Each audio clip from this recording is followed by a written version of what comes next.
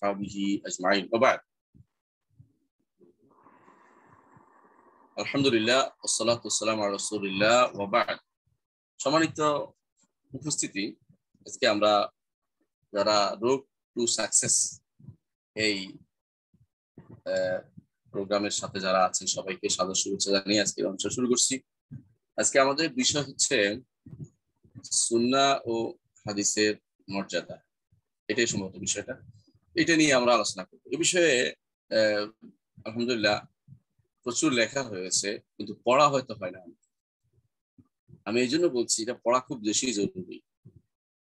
বর্তমান সময়ে একটা বড় চ্যালেঞ্জ হচ্ছে সুন্নাহ এবং হাদিসকে মানা।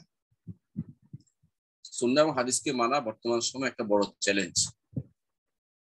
কেন সেটা আমি বুঝিয়ে বলতেছি।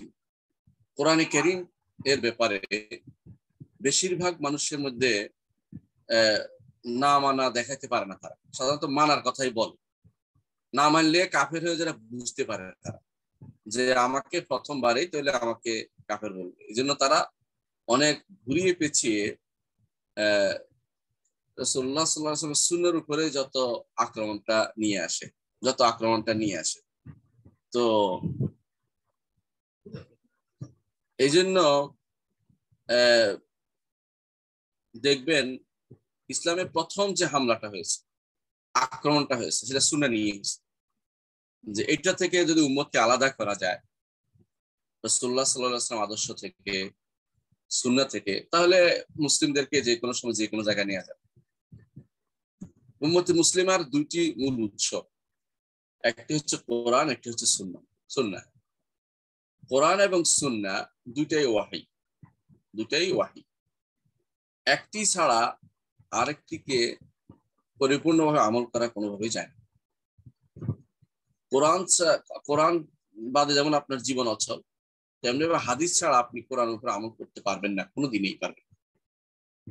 তো যারাই এই জায়গাতে আক্রমণ করেছে তারা মূলত ইসলামের মূল বেসিসে আক্রমণ করেছে, তারা মূলত ইসলামের ভিত্তিতে আঘাত করেছে। এই জন্য ইমামরা সবসময় বলতেন একটি কথা, as-sunnatu safinatu নূহ, সুন্নাহ হচ্ছে নূহের কিস্তি। নূহের কিস্তিতে উঠলে যেমন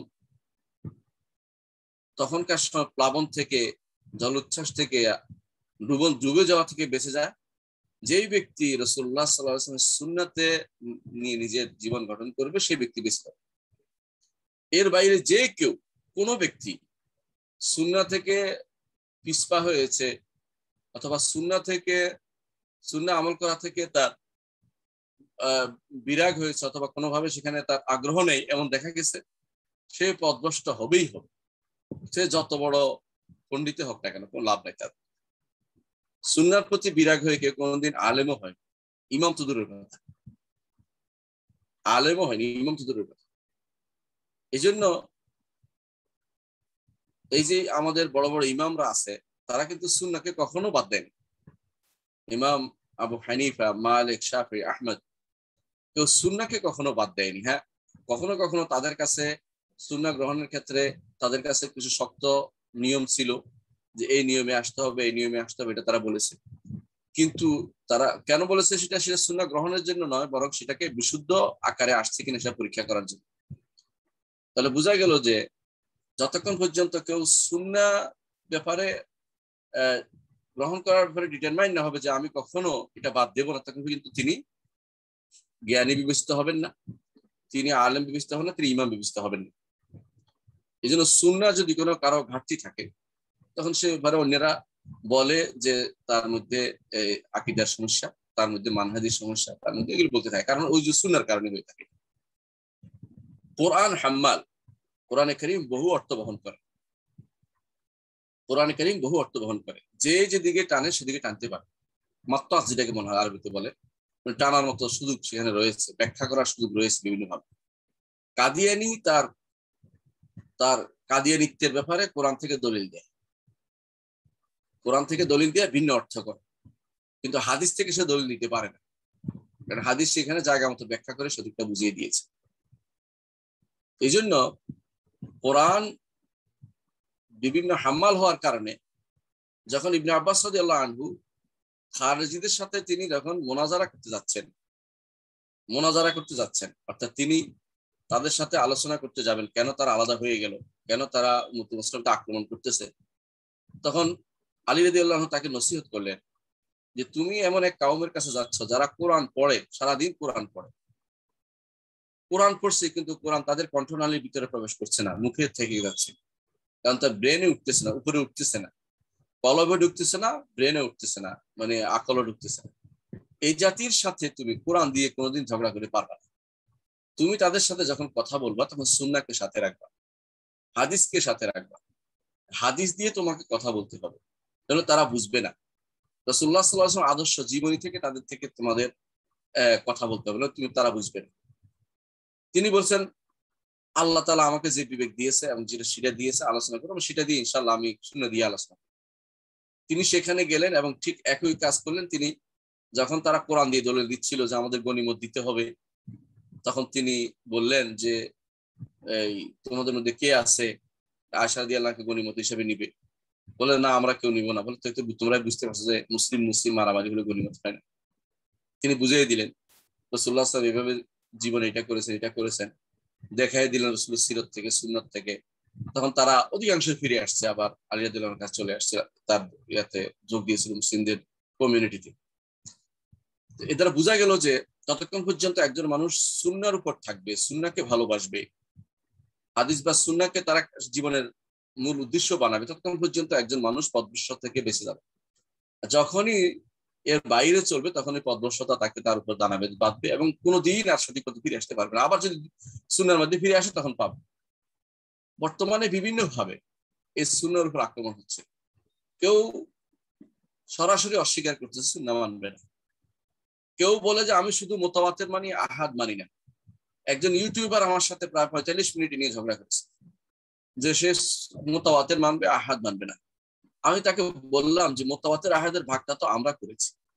রাসূলের যুগে, সাহাবায়ে কেরামের যুগে, তাবেঈনদের যুগে মুতাওয়াতির ভাগের কোনো সিস্টেমই ছিল না। ইমামদের যুগ পর্যন্ত কেউ কোনোদিন মুতাওয়াতির আর আহাদ ভাগ করেনি, তারা সহিহ ভাগ করেছে। শুদ্ধ হাদিস কিনা এটা দেখেছে, রাসূলুল্লাহ পর্যন্ত, সাল্লাল্লাহু আলাইহি ওয়াসাল্লাম পর্যন্ত শুদ্ধ ভাবে পৌঁছে কিনা দেখেছে। এই ভাগটা তো আমরা করেছি বুঝার জন্য, যে কোনটা থেকে কোনটা শক্তিশালী বুঝার জন্য, এটা নয় যে এটা কোনটা বাদ দেওয়ার জন্য আমরা করিনি। তখন সে বললো যে আমি প্রমাণ দেখাবো আপনাদের যে এরা আমল করে নাই। আমি বললাম না, এরকম প্রমাণ পাবেন না, এবং প্রমাণ পাবেন তাদের মধ্যে যারা পথভ্রষ্ট, তারা শুধু বলতে পারে, কিন্তু ইমামরা কোনোদিন সেটা করেন। আপনারা জানেন যে শাইখুল ইসলাম ইবনে তাইমিয়া রাহমাতুল্লাহ আলাইহি একটা কিতাব লিখেছেন, নাম হচ্ছে রাফউল মালাম আন আইমাতিল আলাম।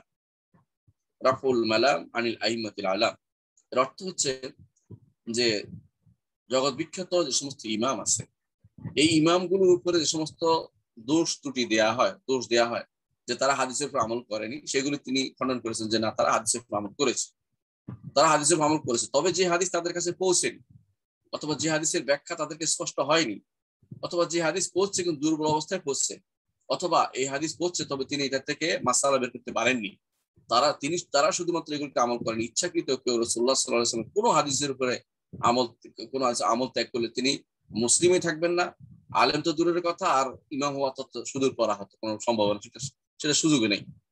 একজন মানুষ যখন সুন্নাহকে তার জীবনের মূল উদ্দেশ্য বানিয়ে না নিবে, তখন পর্যন্ত সে ইমানদার থাকতে পারবে। এই জন্য দেখেন আমাদের ইমামরা যুগে যুগে যে সমস্ত গ্রন্থ লিখেছেন, নাম দিয়েছেন সুন্নাহ। ইমাম আবু দাউদ কিতাবের নাম দিয়েছেন সুনান, সুনার বহু বছর। তিরমিজি সুনান, নাসাই সুনান, ইবনে মাজাহ সুনান, সব সুনার বহু বছর। সুনান আর সুনান দেখতে পাচ্ছেন যে সবাই কিন্তু সুন্নাহ নাম দিয়েই গ্রন্থগুলি, হাদিসের গ্রন্থগুলি লিখেছে।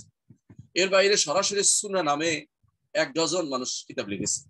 সুন্নাহ আল ইমাম আহমদ ইবনে হাম্বল, আস-সুন্নাহ উসুলুস সুন্নাহ লিল ইমাম আল-বারবাহারি, উসুলুস সুন্নাহ ইমাম আস-সুন্নাহ লিবনে আবি আসিম, আস-সুন্নাহ লি আব্দুল্লাহ ইবনে আহমদ ইবনে হাম্বল, আস-সুন্নাহ, এইভাবে সুন্নাহ নামে শত গ্রন্থ লিখেছে। সুন্নাহ আল ইমাম আল-মারওয়াজি, আস-সুন্নাহ লি আবু আসিম আন-নবী। মানে আপনি খুঁজে পাবেন যে সুন্নাহ নামে গ্রন্থের কোনো শেষ নেই। কেন? এরা সুন্নাহ নামেই লিখেছে, কারণ তারা জানে যে এই সুন্নাহ নামটি হচ্ছে অ্যাপ্রোপ্রিয়েট নাম। এই সুন্নাহ যারা অনুসরণ করে তারাই হচ্ছে আহলুস সুন্নাহ। সুন্নাহ যারা মানে, সুন্নাহকে যারা ভালোবাসে, সুন্নাহকে যারা প্রামাণ্য মানে তারাই হচ্ছে আহলুস সুন্নাহ। আহলুস সুন্নাহ শুধু নিজের নাম দিয়ে পার্টি করে ফেললে হবে না, সুন্নি পার্টি, এর কাজ হবে না। দলীয় কোনো ব্যানার নয়, এটা হচ্ছে মানহাজি ব্যানার। সুন্নাহকে যারা ভালোবাসে, একটা হাদিসকে যারা সবার উপরে স্থান দিতে রাজি হয়, তারাই হচ্ছে ইমাম, তারাই হচ্ছে যুগে যুগে, তারাই হচ্ছে ফিরকাতুন নাজিয়া, নাজাত প্রাপ্ত দল, তারাই হচ্ছে যুগে যুগে যে যেখানে থাকুক না কেন তারাই হবে তায়েফাতুল মানসুরা, সাহায্য প্রাপ্ত দল। তাদেরকে আরেক নামে কেউ আহলুল হাদিস বলে, আসহাবুল হাদিস বলে। তাদেরকে কেউ আবার বলে থাকে যে এরাই হচ্ছে সালাফি বা সালাফের অনুসারী, সালাফরা এই কাজটি করতে, সুন্নাহকে প্রাধান্য দিতে। এগুলি নাম ভিন্ন হতে পারে কিন্তু কাজ একটি। তাহলে বোঝা গেল আজকের দিনে আমাদের সবচেয়ে বেশি যেই জায়গাটুকু ধরে রাখা দরকার, রাসূলুল্লাহ সাল্লাল্লাহু আলাইহি ওয়াসাল্লাম যেটা বলেছেন যে উম্মতের পতন যুগে বা সমস্যার যুগে একটি সুন্নাহকে কেউ যদি কোনো ধরে রাখে, জীবিত রাখে, সুন্নাহ এই সুন্নাহকে বলেছে, তাহলে সে বলছে তোমাদের 50 জনের মতো সে সওয়াব পাবে। 50 জন সাহাবায়ে কেরাম বললেন যে তাদের 50 জন, রাসূল বললেন যে তোমাদের 50 জন। সুবহানাল্লাহ। তো সাহাবায়ে কেরামের 50 জন, এটা কিন্তু সহজ কথা না, আপনি বুঝতে পারছেন। কিন্তু এটা হচ্ছে সওয়াব পাবে, কিন্তু সাহাবাদের মর্যাদা সে পাবে না। কারণ সাহাবায়ে কেরাম যে কাজটি করতো সেই কাজটি তারা করছে এই জন্য। বর্তমান সময়ে একটি সুন্নাহকে নিয়ে যত ছাড় প্রবণতা আমাদের মধ্যে দেখা যায়, যখনই কোথাও সুন্নাহ শব্দ আসে তখনই কেউ মনে করে যে সুন্নাত তো সুন্নত। এমনকি কেউ কেউ হাদিসের কথা বলে, হাদিস তো কত কথাই বলে, নাউজুবিল্লাহ। এমনকি যখন হাদিসের কথা আপনি বলবেন যে এটা তো মুতাওয়াতির না। কেউ বলবে দুর্ভাগ্যজনক ভাবে এটা এখন বেশি প্রসিদ্ধ হয়ে যাচ্ছে, সেটা কি, এটা কমন সেন্সের সাথে বিরোধী হয়ে যাচ্ছে। কমন সেন্স বিরোধী কোনো কিছু সুন্নায় নেই, মিথ্যা কথা। সহিহ সুন্নাহর সাথে যদি কারো কমন সেন্সের সমস্যা দেখা দেয়, তাহলে তার কমন সেন্সের সমস্যা, সহিহ সুন্নাহর সমস্যা নয়। সহিহ সুন্নাহর সমস্যা না। এটা যতক্ষণ পর্যন্ত একজন মানুষ না বুঝবে ঈমানদার, ততক্ষণ পর্যন্ত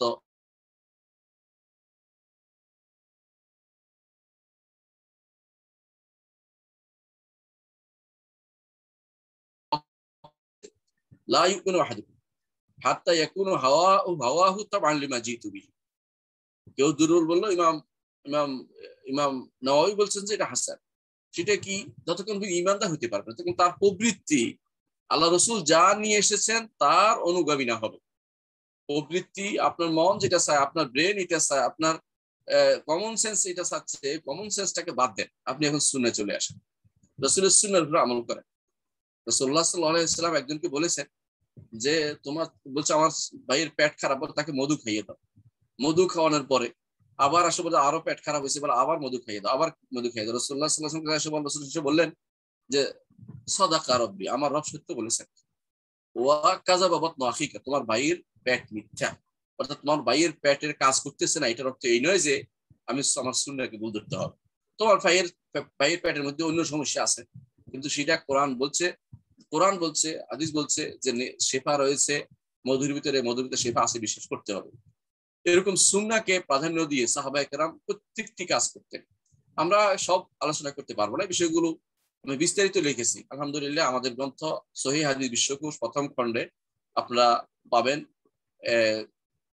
10-15 পৃষ্ঠা থেকে শুরু করে প্রায় 180 পৃষ্ঠার মতো, পুরোটার মধ্যে এই বিষয়টি লম্বা আলোচনা করেছি। এর আগেও আপনারা জানেন যে সুন্নতের মর্যাদা নিয়ে গ্রন্থ লিখেছেন আমাদের ইয়া ভাই এনামুল, ইঞ্জিনিয়ার এনামুল ভাই, উনিও লিখেছেন, এনামুল হক উনিও লিখেছেন। এটা ভালো, চমৎকার একটা বই, আমি দেখেছি, পড়ে ভালো লেগেছে। অনুরূপভাবে এর উপরে সুন্নাহ কেন মানতে হবে এর উপর অনেক গ্রন্থ লিখেছেন।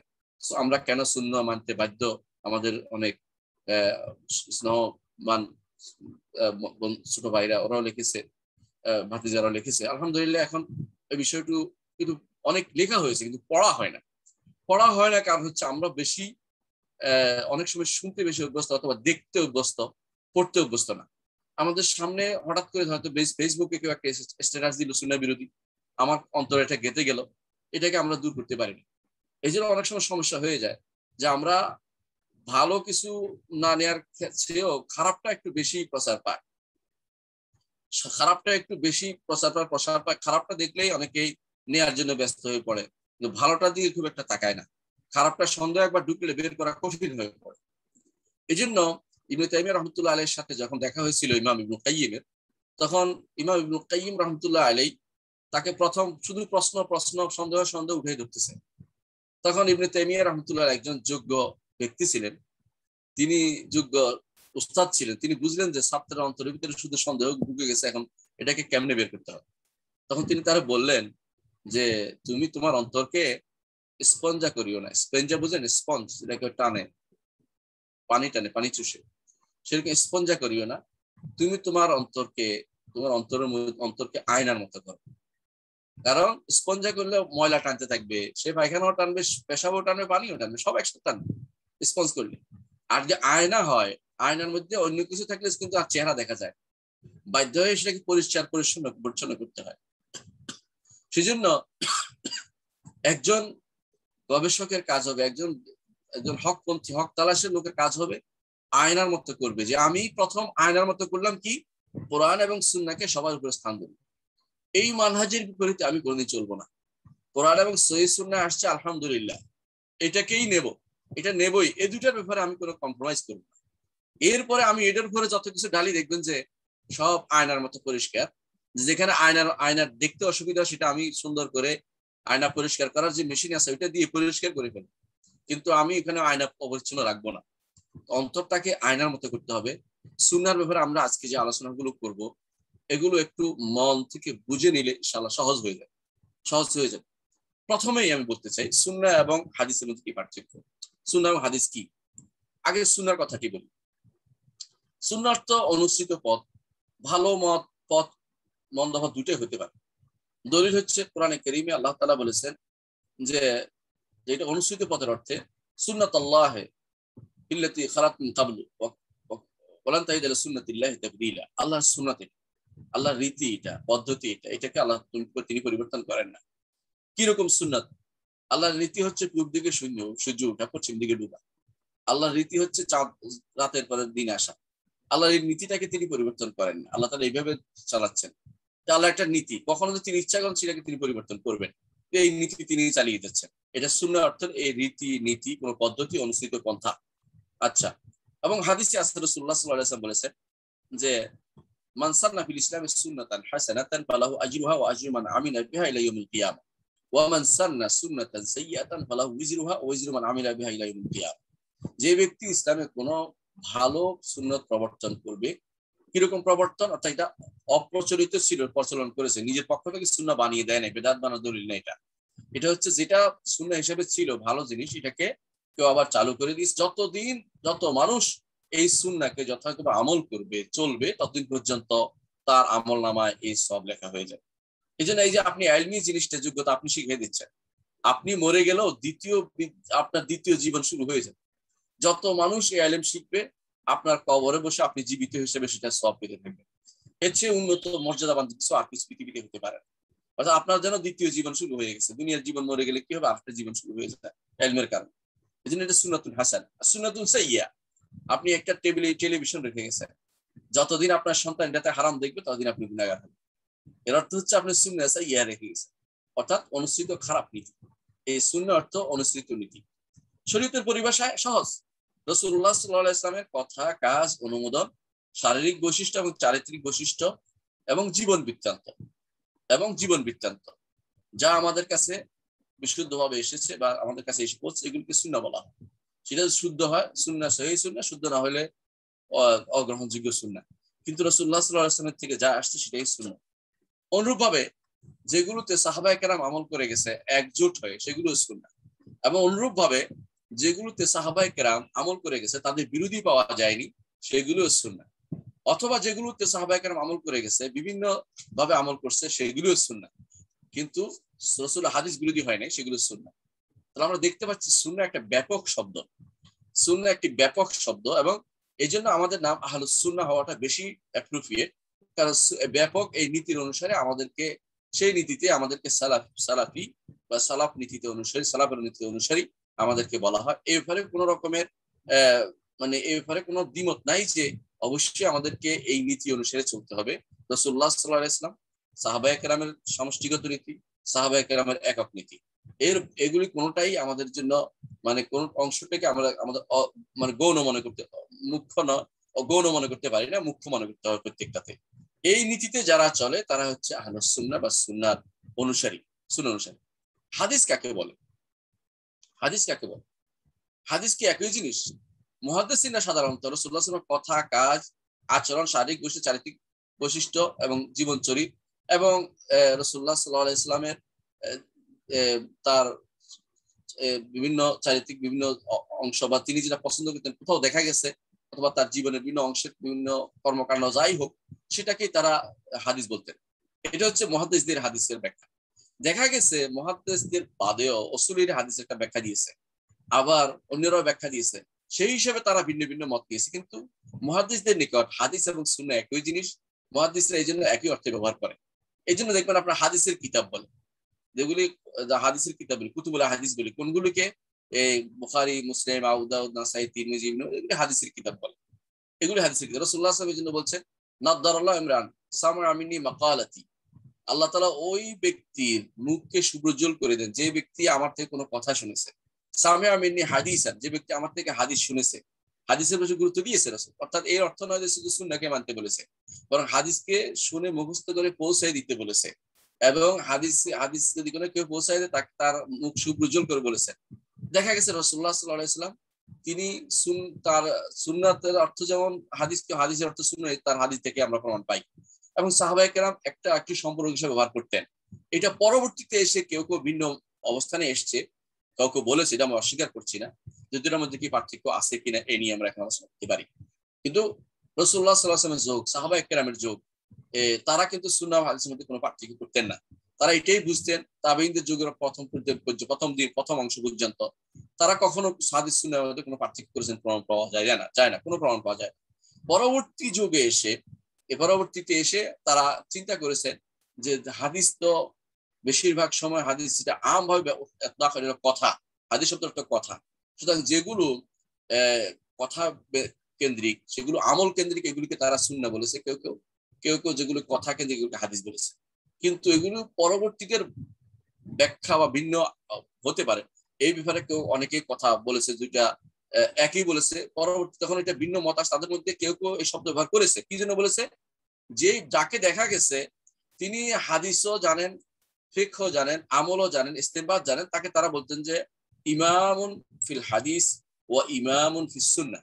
আর যারা শুধু হাদিসের আলোচনা করে চলে গেছেন, বড় বড় মুহাদ্দিসদের মধ্যে অনেকেই হয়তো তারা হাদিসের থেকে মাসআলা বের করতে পারতেন না, তখন তাদেরকে বলতো ইমামুন ফিল হাদিস, তারা এটা বলেছেন। কিন্তু এটা পরবর্তীতে এসেছে, আগে তারা এরকম ছিলেন না। কিরকম আমি বুঝিয়ে বলি। মদিনাতে 7 জন ফকি ছিলেন, 7 জন ফকি ছিলেন। এই 7 জন ফকিকে যুগে যুগে সবাই এই 7 জন ফকিকে কি বলেছেন? যে 7 জন ফকি হচ্ছেন যে এরা ইমামুন ফিস সুন্নাহ, ইমামুন ফিল হাদিস, একই সাথে। কারণ তাদের মধ্যে এইটা ছিল না যে তারা শুধু হাদিস মুখস্থ করে চলে যাচ্ছেন, বুঝেন না, এরকম না, মানে তোতা পাখির মতো না। তারা সবাই একদিক থেকে মুহাদ্দিস, একদিক ফকি, এটা তারা সবাই বলেছেন। এবং তারা ইমামুন ফিস সুন্নাহ, ইমাম ফিল হাদিস একই। পরবর্তী যুগে এসে যখন দেখা গেছে মানুষের ভিতরে যে কেউ কেউ হাদিস বর্ণনাকারী তিনি, কিন্তু হাদিসটার অর্থ বুঝেন না, কারণ এটা হাদিসে আছে। রাসূলুল্লাহ সাল্লাল্লাহু আলাইহি ওয়াসাল্লাম বলেছেন, রুব্বা হামিলু ফিকহিন গায়রু ফাকিহ, অনেক ফিকহবিদ থাকবে, ফিক বহনকারী থাকবে, কিন্তু ফকিহ হইতে পারে না, এরকম থাকবে।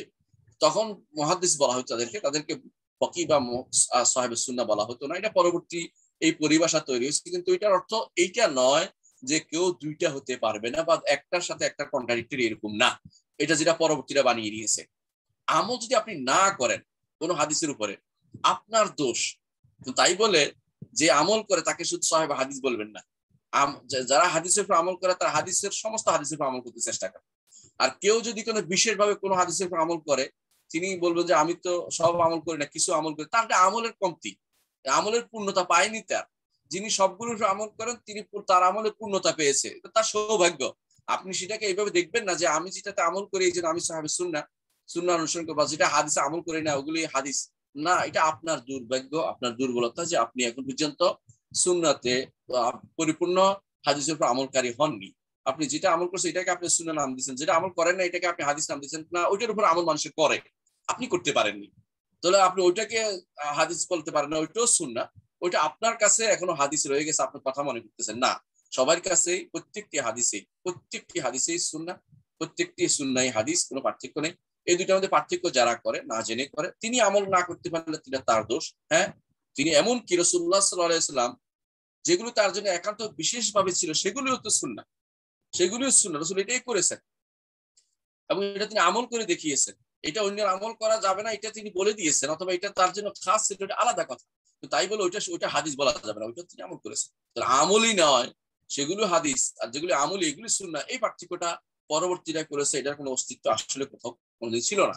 পরবর্তীরা করেছে নিজেদের আমলকে, অনেক সময় তারা মনে করছে যে আমলই ভাগ করার জন্য করেছে, কিন্তু অন্যরা আপনি আমল করেন, অন্যরা আমল করেছে। অনেক হাদিস এরকম আছে যেগুলো একজন আমল করেনি আরেকজন আমল করেছে, এবং তারা আমল করার ক্ষেত্রে কোনো দোষ দেখেনি যতক্ষণ পর্যন্ত হাদিসটা শুদ্ধ হয়ে যায়।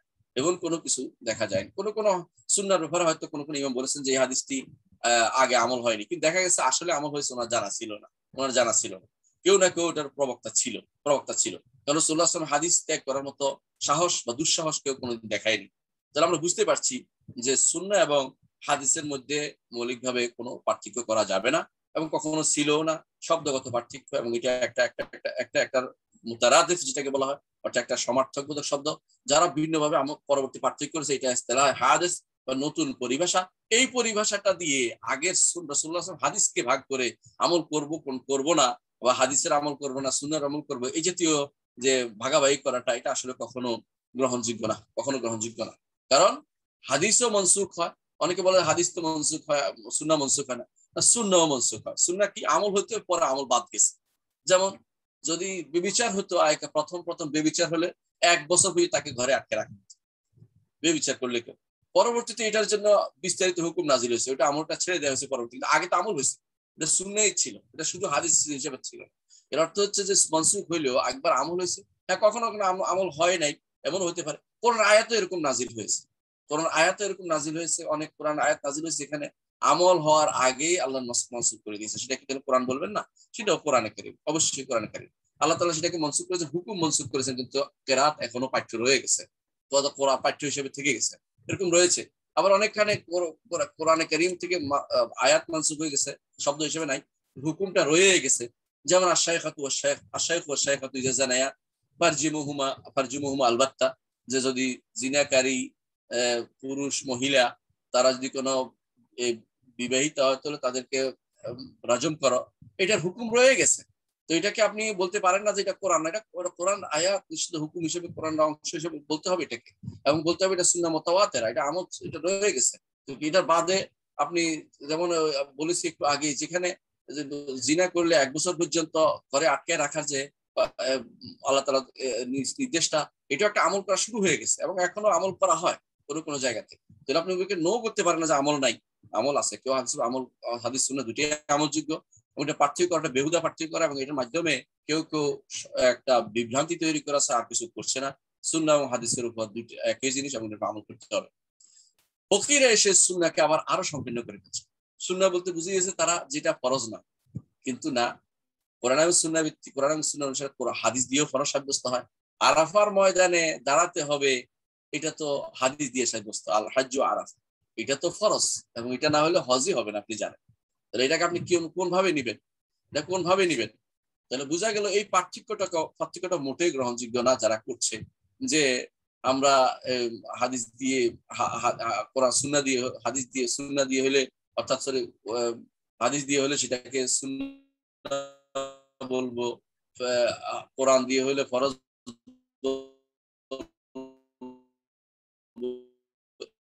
এই পার্থক্যটা কোনোভাবে শুদ্ধ না। অনুরূপভাবে খালা এবং বোন জি একসাথে বিয়ে করতে পারে, এটা হারাম। এই হারাম হাদিস দিয়ে সাব্যস্ত হয়েছে, কোরআন দিয়ে সাব্যস্ত হয়নি। কিন্তু কোরআন বাদেও হাদিস দিয়ে সাব্যস্ত হয়, সুন্নাহ দিয়ে সাব্যস্ত হয়। তাহলে আপনারা এই পার্থক্য করা, যে কোরআনে আসলে ফরজ, আর কোরআনে আসলে ফরজ হবে, হাদিস দিয়ে আসলে ওয়াজিব পর্যন্ত হতে পারে, ফরজ হবে না। অথবা কোরআনে নিষেধ আসলে সেটা হারাম হবে, আর হাদিসে নিষেধ আসলে সেটা মাকরুহ তাহরিমি হবে। এই পার্থক্য করার কোনো সুযোগ নেই, বরং এটা হচ্ছে পরবর্তীতে বানানো মুস্তালাহ এবং পরিভাষা, এটা অগ্রহণযোগ্য পরিভাষা। তাহলে আমরা দেখতে পাচ্ছি সুন্নাহ এবং হাদিসের মধ্যে এই পার্থক্যটা আসলে করা যাবে না, বরং সুন্নাহ হাদিস একই জিনিস। এই পার্থক্যগুলো কেউ করে থাকলেও সেটা পরিভাষাগতভাবে কোনো একটা কারণে করেছে, সে কারণটা আমলের সাথে নয়, বুঝার সাথে, অর্থাৎ বুঝানোর জন্য যে কার কি কতটুকু মর্যাদা, সেটা বুঝার জন্য। কিন্তু হাদিস এবং সুন্নাহ একটা আমলের ক্ষেত্রে, এবং সেটাকে গ্রহণযোগ্যতা বা সেটা নেওয়াটা বাধ্যবাধকতা হওয়ার ব্যাপারে, এই ব্যাপারে কোনো দ্বিমত পোষণ করার কোনো সুযোগ নেই। এখন আমরা মূল পয়েন্টে চলে আসি, যেটা নিয়ে আজকের আলোচ্য বিষয়। সেটা কি? সেটা হচ্ছে ইসলামের হাদিসের মর্যাদা ও সুন্নাহর মর্যাদা।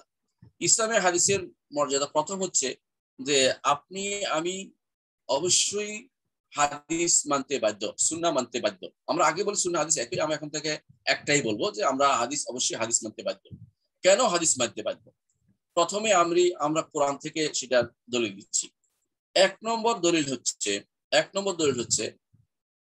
হচ্ছে কোরআন এবং হাদিস উভয়টি ওয়াহি। কোরআন এবং হাদিস উভয়টি ওয়াহি। ওয়াহি মানার জন্য আমরা আদিষ্ট। ওয়াহি ছাড়া আমাদের জীবন এক মুহূর্ত চলতে পারে না। প্রত্যেকটি বিষয়ে আমাদের ওয়াহির দিকে তাকিয়ে থাকতে। ওয়াহি যদি না থাকে সেখানে আমরা গবেষণায় যাই। ওয়াহি থাকলে অন্য কোনো কথা শোনা যায় না। এই জন্য আরবরা সবসময় বলতেন ইজা জারা নাহরুল্লাহ বাতালা নাহরু মার্কেল। আল্লাহর নদী জারি হইলে মার্কেলের নদী দিয়ে কাজ হবে না। আল্লাহ তাআলার ওয়াহি আসলে সেখানে কারো কোনো বিবেক, কারো কোনো কমন সেন্স, কারো কোনো সন্দেহ, কোনোটাই কোনো কাজে আসবে না। আল্লাহ এবং তার রাসূলের যা নাজিল করেছেন পুরো দুটেই ওয়াহি, এটা আমাদের বিশ্বাস করতে হবে। দলিল কি? দলিল হচ্ছে কোরআন আয়াত। কোরআন দিয়ে দলিল দিচ্ছে যে হাদিস মানতে হবে, এবং এটা ওয়াহি। আল্লাহ তাআলা কোরআনে কারীম সূরা আন-নাজমের 3 এবং 4 নম্বর আয়াতে বলেছেন ওয়ামা ইয়ানতিকু আনিল হাওয়া ইন হুয়া ইল্লা ওয়াহয়ুন ইউহা।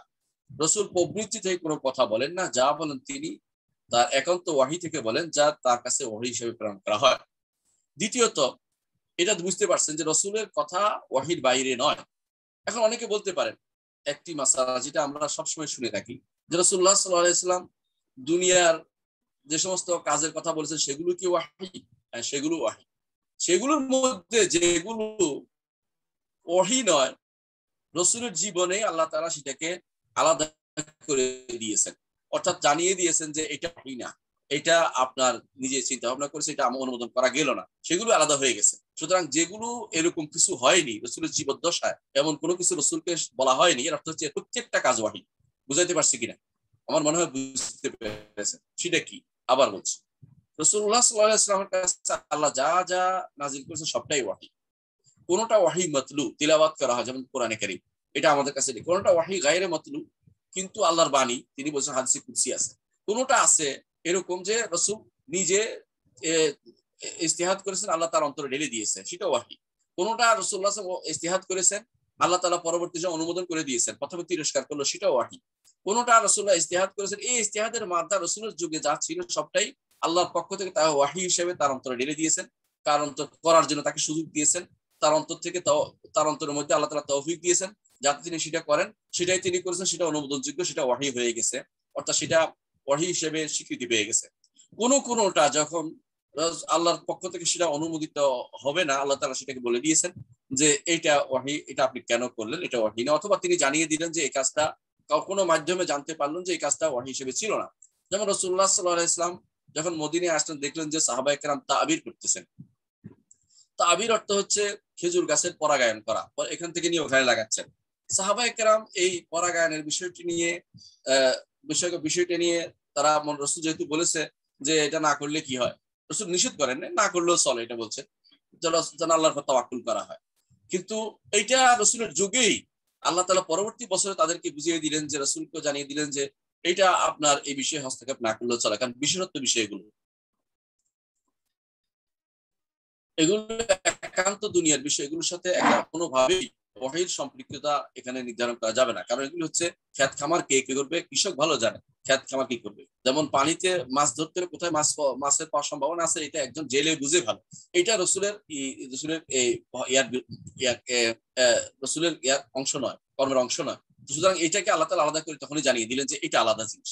এই জিনিসগুলো আলাদা অর্থ হচ্ছে এর বাইরে যত আছে দিন দুনিয়ার যত কিছু বলেছে এগুলো সাবধান করা হয়নি, এর অর্থ হচ্ছে এগুলো যা যা বলেছেন সবগুলি মানতে হবে। সুতরাং ওইটা দিয়ে দলিল দিয়ে কিয়াস করে রাসূল দুনিয়ার ব্যাপারে যা যা বলেছে সেগুলো ওয়াহি নয় এটা বলার কোনো সুযোগ নাই। এটা হচ্ছে আমাদের এখানে মূল কথা, অর্থাৎ যেগুলি ওয়াহি নয় আল্লাহ সে তখনই সাবধান করে দিয়েছেন এবং তখনই কোনো না কোনোভাবে জানিয়ে দিয়েছেন। এর বাইরে যা আছে সবই ওয়াহি হিসেবে নিতে হবে, কারণ আল্লাহ তাআলা বলেছেন যে তিনি নিজ প্রবৃত্তিতে কোনো কথা বলেন না, যা বলেন সবই ওয়াহি, এটা আপনাকে বুঝতে হবে। অনুরূপভাবে রাসূলুল্লাহ সাল্লাল্লাহু আলাইহি ওয়াসাল্লাম এর উপর আল্লাহ তাআলা নাযিল করা আয়াতে আল্লাহ তাআলা বলছেন সূরা হাক্কা 44 থেকে 47 নম্বর আয়াতে আল্লাহ তাআলা বলছেন ওয়ালাউ তাকাওয়ালা আলাইনা বা'দাল আকাওয়িল, যদি তিনি আমাদের উপর অর্থাৎ রাসূলুল্লাহ সাল্লাল্লাহু আলাইহি ওয়াসাল্লাম বলতেছেন কোন কথা বানিয়ে বলেন, লা আখাযনা মিনহু বিল ইয়ামিন, আমি তাকে ডান হাত দিয়ে পাকড়াও করতাম এবং তাকে অবশ্যই কেটে দিতাম তার হৃৎপিণ্ডের শিরা। লাকাতানা মিনুল ওয়াতিন সুম্মা মিনকুম মিন আহাদিন আনহু হাজিজিন, তো অতঃপর তোমাদের কেউ তাকে রক্ষা করতে পারতো না, অর্থাৎ আল্লাহর পাকড়াও থেকে। অর্থাৎ রাসূলুল্লাহ সাল্লাল্লাহু আলাইহি ওয়াসাল্লামকে আল্লাহ এমন ভাবে আল্লাহ তাআলার পক্ষ তৈরি করে নিয়েছেন যে তিনি নিজের পক্ষ থেকে বানিয়ে কোনো কথা বলার মতো সুযোগ সেখানে রাখেননি, বরং আল্লাহ তাআলা তাকে বয়ান করার জন্য তাকেই সুযোগ দিয়েছেন। এই জন্য তিনি যা বলছেন সবটা ওয়াহি, এটাকে আমাদের বিশ্বাস করতে হবে। আর দেখেন আল্লাহ তাআলা আরো বলছে, কুল মা কুনতু বিদআ মিনার রাসূল ওয়া মা আদরি মা ইউফআলু বি ওয়ালা বিকুম ইন আত্তাবিউ ইল্লা মা ইউহা ইলাইয়া ওয়া মা আনা ইল্লা নাযীরুম মুবিন। সূরা আহকাফের 9 নম্বর আয়াতে আল্লাহ তাআলা বলছেন, হে নবী আপনি বলে দিন আমি কোনো নতুন রাসূল নই, অর্থাৎ এমন নয় যে আমি আসছি আর কেউ এর আগে আসলে, এরকম নয়, আমার আগে অনেক রাসূল গত হয়েছে। ওয়া মা আদরি মা ইউফআলু বি ওয়ালা বিকুম, আমি জানি না আমার কি হবে এবং তোমাদের কি হবে। এটা যতক্ষণ পর্যন্ত রাসূলকে জানানো হয়নি যে আখিরাতে তিনি সাইয়্যিদুল কাউনাইন হবেন, সেটা সেই সময় এই আয়াত নাযিল হয়েছে। সেই সময় তিনি বলেছেন, ইন আত্তাবিউ ইল্লা মা ইউহা ইলাইয়া, দুনিয়ার বুকে আমার কি হবে সেটা আমি জানি না, তবে আমি অনুসরণ করে যা আমার কাছে ওয়াহী আসে। অর্থাৎ রাসূলুল্লাহ সাল্লাল্লাহু আলাইহি ওয়াসাল্লাম তার দিনের ব্যাপারে এবং দুনিয়ার বিভিন্ন কর্মকাণ্ডের ব্যাপারে, আমাদের মুআশারাত বা আমাদের সামাজিক জীবনের ব্যাপারে, রাষ্ট্রীয় জীবনের ব্যাপারে, প্রত্যেক ব্যাপারে যা যা বলেছেন সবটাই ওয়াহী, কারণ তিনি ওয়াহী ব্যতীত কোনো কিছু অনুসরণ করতে তাকে অনুমতি দেওয়া হয়নি। ওয়া মা আনা ইল্লা নাযীরুম মুবিন, আমি হচ্ছি, রাসূল বলছেন যে আমি হচ্ছি সতর্ককারী, স্পষ্ট সতর্ককারী মাত্র। তাহলে আমরা দেখতে পাচ্ছি ওয়াহী, কোরআন হচ্ছে ওয়াহী, হাদিস ওয়াহী, কোরআন এবং হাদিস দুটাই ওয়াহী, কারণ এই আল্লাহ তাআলা এটাকে ওয়াহী হিসেবে ঘোষণা করেছেন। এখন বলতে পারেন যে হাদিস দিয়ে ওয়াহী এর প্রমাণ কি? বলতে পারেন হাদিস দিয়ে ওয়াহী এর প্রমাণ কি? আমরা একটু আগে দেখিয়েছি রাসূল নিজের থেকে কোনো কথা বলেন না, এইভাবে এটাকে বলা হয় ইস্তিসনা। মা এবং ইল্লা দিয়ে যখন আসে তখন কসর হয়, অর্থাৎ বাইরে তিনি কথাই বলেন না। ইন আত্তাবিউ, আমি কিছু অনুসরণ করি না ওয়াহী ব্যতীত। আবার বলেছেন ইন হুয়া ইল্লা ওয়াহয়ুহা, এটা বলেছেন। তো আবার আল্লাহ তাআলা কোরআনে কারীম বিভিন্ন জায়গাতে রাসূলুল্লাহ সাল্লাল্লাহু আলাইহি ওয়াসাল্লামকে দুইটা জিনিস বলেছেন, একটা হচ্ছে তিনি কিতাব দিয়েছেন, একটা হচ্ছে ওয়াহী অর্থাৎ হিকমত দিয়েছেন বলেছেন। তো কিতাব তো আমরা বুঝি, হিকমত কি? হিকমত হচ্ছে সুন্নাহ, কোনো সন্দেহ নেই। তাহলে আপনি এই হিসেবে দলিল দিতে পারেন যে হ্যাঁ ওয়াহী, এক নম্বর দলিল হচ্ছে যে সুন্নাহ ওয়াহী, এক নম্বর দলিল হচ্ছে সুন্নাহ ওয়াহী। আমরা সব প্রথমে বলছি কি যে কোরআন সুন্নাহ দুইটাই ওয়াহী, এটা দলিল আমরা দিলাম। এখন আমরা দিব যে সুন্নাহ ওয়াহী এটার প্রমাণ কি। সুন্নাহ ওয়াহী এর প্রমাণ হচ্ছে আল্লাহ তাআলা কোরআনে কারীমে বলেছেন যে তিনি কোরআন নাজিল করেছেন, সাথে হিকমত নাজিল করেছেন। কোরআন তো আমরা স্পষ্ট, তাহলে হিকমত কি? হিকমত সুন্নাহ, কোনো সন্দেহ নেই। আল্লাহ তাআলা কোরআনে কারীমে বলছেন সূরা বাকারা 129 নম্বর আয়াতে বলছেন, রব্বানা ওয়া বা'আস ফীহিম রাসূলাম মিনহুম ইয়াতলু আলাইহিম আয়াতিকা ওয়া ইউআল্লিমুহুমুল কিতাবা ওয়াল হিকমাতা ওয়া ইউযাক্কিহিম। হে আমাদের রব, আপনি আমাদের মধ্যে একজন রাসূল প্রেরণ করুন। কে বলছেন? দাবি কে দোয়া করছেন? ইব্রাহিম আলাইহিস সালাম, যে রাসূল আমাদের কাছে তেলাওয়াত করবে আপনার আয়াত তেলাওয়াত করবে, কোরআন তেলাওয়াত করবে, হাদিস আল্লাহ পানি তেলাওয়াত করবে, ওয়া ইউআল্লিমুহুমুল কিতাবা ওয়াল হিকমা, কিতাব শিক্ষা দিবে এবং হিকমত শিক্ষা দিবে। কিতাব তো কোরআন বুঝা, হিকমত কি? হিকমত হচ্ছে সুন্নাহ, ওই যে তাদেরকে এবং তাদেরকে পরিচ্ছন্ন করবেন, পরিশুদ্ধ করবেন। অনুরূপভাবে কোরআনে কারীমে, এটা সূরা বাকারা 129 নম্বর আয়াতে আল্লাহ তাআলা বলছেন। অনুরূপভাবে সূরা বাকারা 151 নম্বর আয়াতে আল্লাহ তাআলা বলছেন, কামা আরসালনা ফিকুম রাসূলাম মিনকুম ইয়াতলু আলাইকুম আয়াতিনা ওয়া ইউযাক্কিকুম ওয়া ইউআল্লিমুকুমুল কিতাবা ওয়াল হিকমা ওয়া ইউআল্লিমুকুম মা লাম তাকুনু তা'লামুন। যে কিতাব এবং হিকমত শিক্ষা দিবেন, এটাও নবীর একটি কাজ। কিতাব তো কোরআন, হিকমত হচ্ছে সুন্নাহ, এতে কোনো সন্দেহ নেই। অন্যত আল্লাহ তাআলা সূরা বাকারা 132 নম্বর আয়াতে আল্লাহ তাআলা বলছেন, 231 নম্বর আয়াতে আল্লাহ তাআলা বলছেন, ওয়াজকুরু নি'মাতাল্লাহি আলাইকুম, আর তোমরা স্মরণ করো আল্লাহর নিয়ামতকে তোমাদের উপর। ওয়া মা আনজালা আলাইকুম মিনাল কিতাবি ওয়াল হিকমাতি, তোমাদের উপর আল্লাহ যে কিতাব নাযিল করেছেন, হিকমত নাযিল করেছেন। কিতাব নাযিল করেছেন কোরআন, আমরা বুঝলাম। হিকমতটা কি? হিকমত হচ্ছে সুন্নাহ। তাহলে এটা কি করেছে? আল্লাহ বলছে ওয়া মা আনজালা আলাইকুম, সেটাও তিনি নাযিল করেছেন। তাহলে আল্লাহ তাআলা কোরআন নাযিল করেছেন, আবার হিকমত নাযিল করেছেন। কোরআন হচ্ছে কিতাব আর হিকমত হচ্ছে সুন্নাহ। অনুরূপভাবে আল্লাহ তাআলা সূরা আলে ইমরানের 164 নম্বর আয়াতে আল্লাহ তাআলা বলছেন যে লাকাদ মান্নাল্লাহু আলাল মুমিনিন ইয বা'আসা ফীহিম রাসূলাম মিন আনফুসিহিম ইয়াতলু আলাইহিম আয়াতি ইউযাক্কিহিম ওয়া ইউআল্লিমুহুমুল কিতাবা ওয়াল হিকমা ওয়া ইন কানু মিন ক্বাবলু ফি দালালিম মুবিন। আল্লাহ তাআলা ঈমানদারদের প্রতি দয়া করেছেন যে তিনি রাসূল পেয়েছেন তাদের পক্ষ থেকে একজন রাসূলকে, যিনি তার আয়াতকে তিলাওয়াত করে শুনিয়ে দেন এবং তাদেরকে পবিত্র করেন এবং তাদেরকে কিতাব এবং হিকমত শিক্ষা দেন, কোরআন এবং সুন্নাহ শিক্ষা দেন। কারণ এটা রাসূলুল্লাহ সাল্লাল্লাহু আলাইহি ওয়াসাল্লাম তাদের কাছে পাঠানোর কারণে দয়া করেছেন, আল্লাহ তাআলা দয়া দেখিয়েছেন। আর দয়া দেখানোর কারণ দুইটা দিচ্ছেন, একটা কোরআন শিক্ষা দেয়, হাদিস শিক্ষা দেয়, হিকমত শিক্ষা দেয়। এই হিকমত তো হাদিস, এটাই হচ্ছে এই আয়াত তার বুঝলাম। আরো দেখেন সূরা নিসা 113 নম্বর আয়াতে আল্লাহ তাআলা বলছেন ওয়া আনজালাল্লাহু আলাইকাল কিতাবা ওয়াল হিকমাতা ওয়া আল্লামাকা মা লাম তাকুন তা'লাম ওয়া কানা ফাদলুল্লাহি আলাইকা আযীমা। আল্লাহ তাআলা আপনার উপর নাযিল করেছেন কিতাব এবং হিকমত। তাহলে বোঝা গেছে যে কিতাব এবং হিকমত এটা আল্লাহর পক্ষ থেকে নাযিল করা। কিতাব তো কোরআন আর হিকমত হচ্ছে সুন্নাহ। অনুরূপভাবে আল্লাহ তাআলা সূরা আহজাবে 34 নম্বর আয়াতে বলছেন ওয়াযকুরনা মা ইউতলা ফি বুয়ুতিকুন্না মিন আয়াতিল্লাহি ওয়াল হিকমা। হে নারীরা, হে নবীর ঘরের মানুষরা, নবী পরিবারের মেয়েরা, তোমরা তোমাদের মধ্যে নবীর স্ত্রীরা তোমরা তোমাদের কাছে যে আল্লাহর পক্ষ থেকে নবী যা তিলাওয়াত করেন, তিনি আলোচনা করেন কিতাব থেকে এবং হিকমত থেকে যা তিনি আলোচনা করেন, এগুলো তোমরা বেশি বেশি করে আলোচনা করবে। এগুলো তোমরা কারণ আল্লাহ তাআলা সবকিছু দেখছেন, সূক্ষ্ম ভাবে তিনি সবকিছু পর্যবেক্ষণ করছেন। এখানেও তিনি হিকমত নাজিল করার কথা বলেছেন যে আল্লাহ তাআলা এগুলো তিনি নবী যা বলেছেন হিকমত কোরআনের পরে যেগুলো আছে হিকমত সেটাই সুন্নাহ। কোরআনে কারিমে আল্লাহ তাআলা সূরা জুমাতেও তাই বলেছেন যে ওয়ায়ুআল্লিমুহুল কিতাব ওয়াল হিকমা। কোরআন আপনার নবীর কাজ হচ্ছে তাদেরকে কোরআন এবং সুন্নাহ শিক্ষা দেয়া। এগুলি সবগুলোতেই কোরআন এবং সুন্নাহ বলা হয়েছে, কোরআন এবং হিকমত বলা হয়েছে। কোরআন এবং কিতাব এবং হিকমত, কোরআনের কিতাব হচ্ছে কোরআন আর হিকমত হচ্ছে রাসূলুল্লাহ সাল্লাল্লাহু আলাইহি ওয়াসাল্লামের সুন্নাহ। এই বিষয়টি বিস্তারিত দেখতে পারেন আপনারা। ইমাম শাফিঈ রাহমাতুল্লাহ আলাইহি তার জিমাউল ইলম উল্লেখ করেছেন, ইমাম শাফিঈ তার রিসালাতে উল্লেখ করেছেন, ইমাম তাবারি তার তাফসীরে উল্লেখ করেছেন, শাইখুল ইসলাম ইবনে তাইমিয়া রাহমাতুল্লাহ আলাইহি তার জওয়াবুস সাহিহ লিমান বাদালা দীন আল মাসিহ কিতাব উল্লেখ করেছেন, ইমাম ইবনে কাসির রাহমাতুল্লাহ আলাইহি সেটা তার তাফসীরে উল্লেখ করেছেন প্রথম খণ্ডে 275 নম্বর আয়াতে। তাহলে আমরা একটি দলিল নিলাম এতক্ষণ যে অবশ্যই সুন্নাহ আমাদেরকে মানতে হবে, কারণ সুন্নাহ হচ্ছে হিকমা আর আল্লাহ তাআলা হিকমত নাযিল করেছেন কিতাবের সাথে সাথে। দ্বিতীয়ত আমরা দেখতে পাই কোরআনে কারীম আল্লাহ তাআলা তার নবীকে বলেছেন যে আপনি বর্ণনা করেন, আমি যা আপনার কাছে কিতাব নাজিল করেছে কোরআন, সেটা বর্ণনা করার দায়িত্ব আপনার, আপনি সেটা বর্ণনা করবেন। না করলে আপনি করলেন না, আপনি দায়িত্ব আদায় করলেন না। কঠিনভাবে আল্লাহ তাআলা সেটা দায়িত্ব এবং বর্ণনা করার দায়িত্ব রাসূলকে দিয়েছেন। বর্ণনা তিনি কিভাবে করবেন? কোরআন তো আছেই নাজিল হয়ে গেল, কি বর্ণনা করবেন? আল্লাহ তাআলা কি বলছেন দেখেন, ওয়া ইন্না আলাইনা জামআহু ওয়া কুরআনা ফাইযা ক্বারানাহু ফাত্তাবি'ল কুরআন সুম্মা ইন্না আলাইনা বায়ানা। এই এই কোরআন আপনার উপরে আমরা নাজিল করছি, এটাকে আমরা জমা করার দায়িত্ব আমাদের, পাঠনযুক্ত করার দায়িত্ব আমাদেরই। যখন আমরা পড়বো তখন আপনি এটা পড়বেন, অনুসরণ করে কোরআনকে অনুসরণ করবেন, তারপর সেটা আপনার বর্ণনা করবেন। এই কি অবশ্যই এই বর্ণনা হচ্ছে রাসূলের সুন্নাহ দিয়ে কোরআনের ব্যাখ্যা করা এবং রাসূলুল্লাহ সাল্লাল্লাহু আলাইহি ওয়াসাল্লাম করেছে।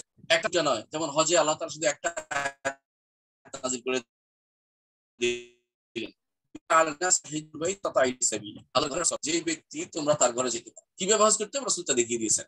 অনুরূপভাবে সালাত আদায় করে দাও, আকিমুস সালাহ, আল্লাহ বলেন সালাত কায়েম করো। কিভাবে কায়েম করতে হবে পুরো স্ট্রাকচারটা কে দিয়েছেন? রাসূলুল্লাহ সাল্লাল্লাহু আলাইহি ওয়াসাল্লাম। এটা হচ্ছে বর্ণনা, এই বয়ান নির্দেশ আল্লাহ তাআলা তার নবীকে দিয়েছেন। অনুরূপভাবে আল্লাহ তাআলা ইলাইকা যিকরা লিতুবাইয়িনা লিন-নাসি মা নুজিলা ইলাইহিম, আপনার কাছে জিকির নাজিল করেছি। এই জিকির কোরআন এবং সুন্নাহ উভয়কে শামিল করে। কি করবেন আপনি? তাদের কাছে যা নাজিল করা হয়েছে আল্লাহর পক্ষ থেকে কোরআনকে, এটা যেন আপনি বর্ণনা করেন। আপনি বলেন এই বর্ণনা কি হবে যদি কোন রাসূল না বলে, রাসূল যা বলেছেন সেটাকে বর্ণনা করতেই হবে। এটা হচ্ছে এই আয়াতের দলিল।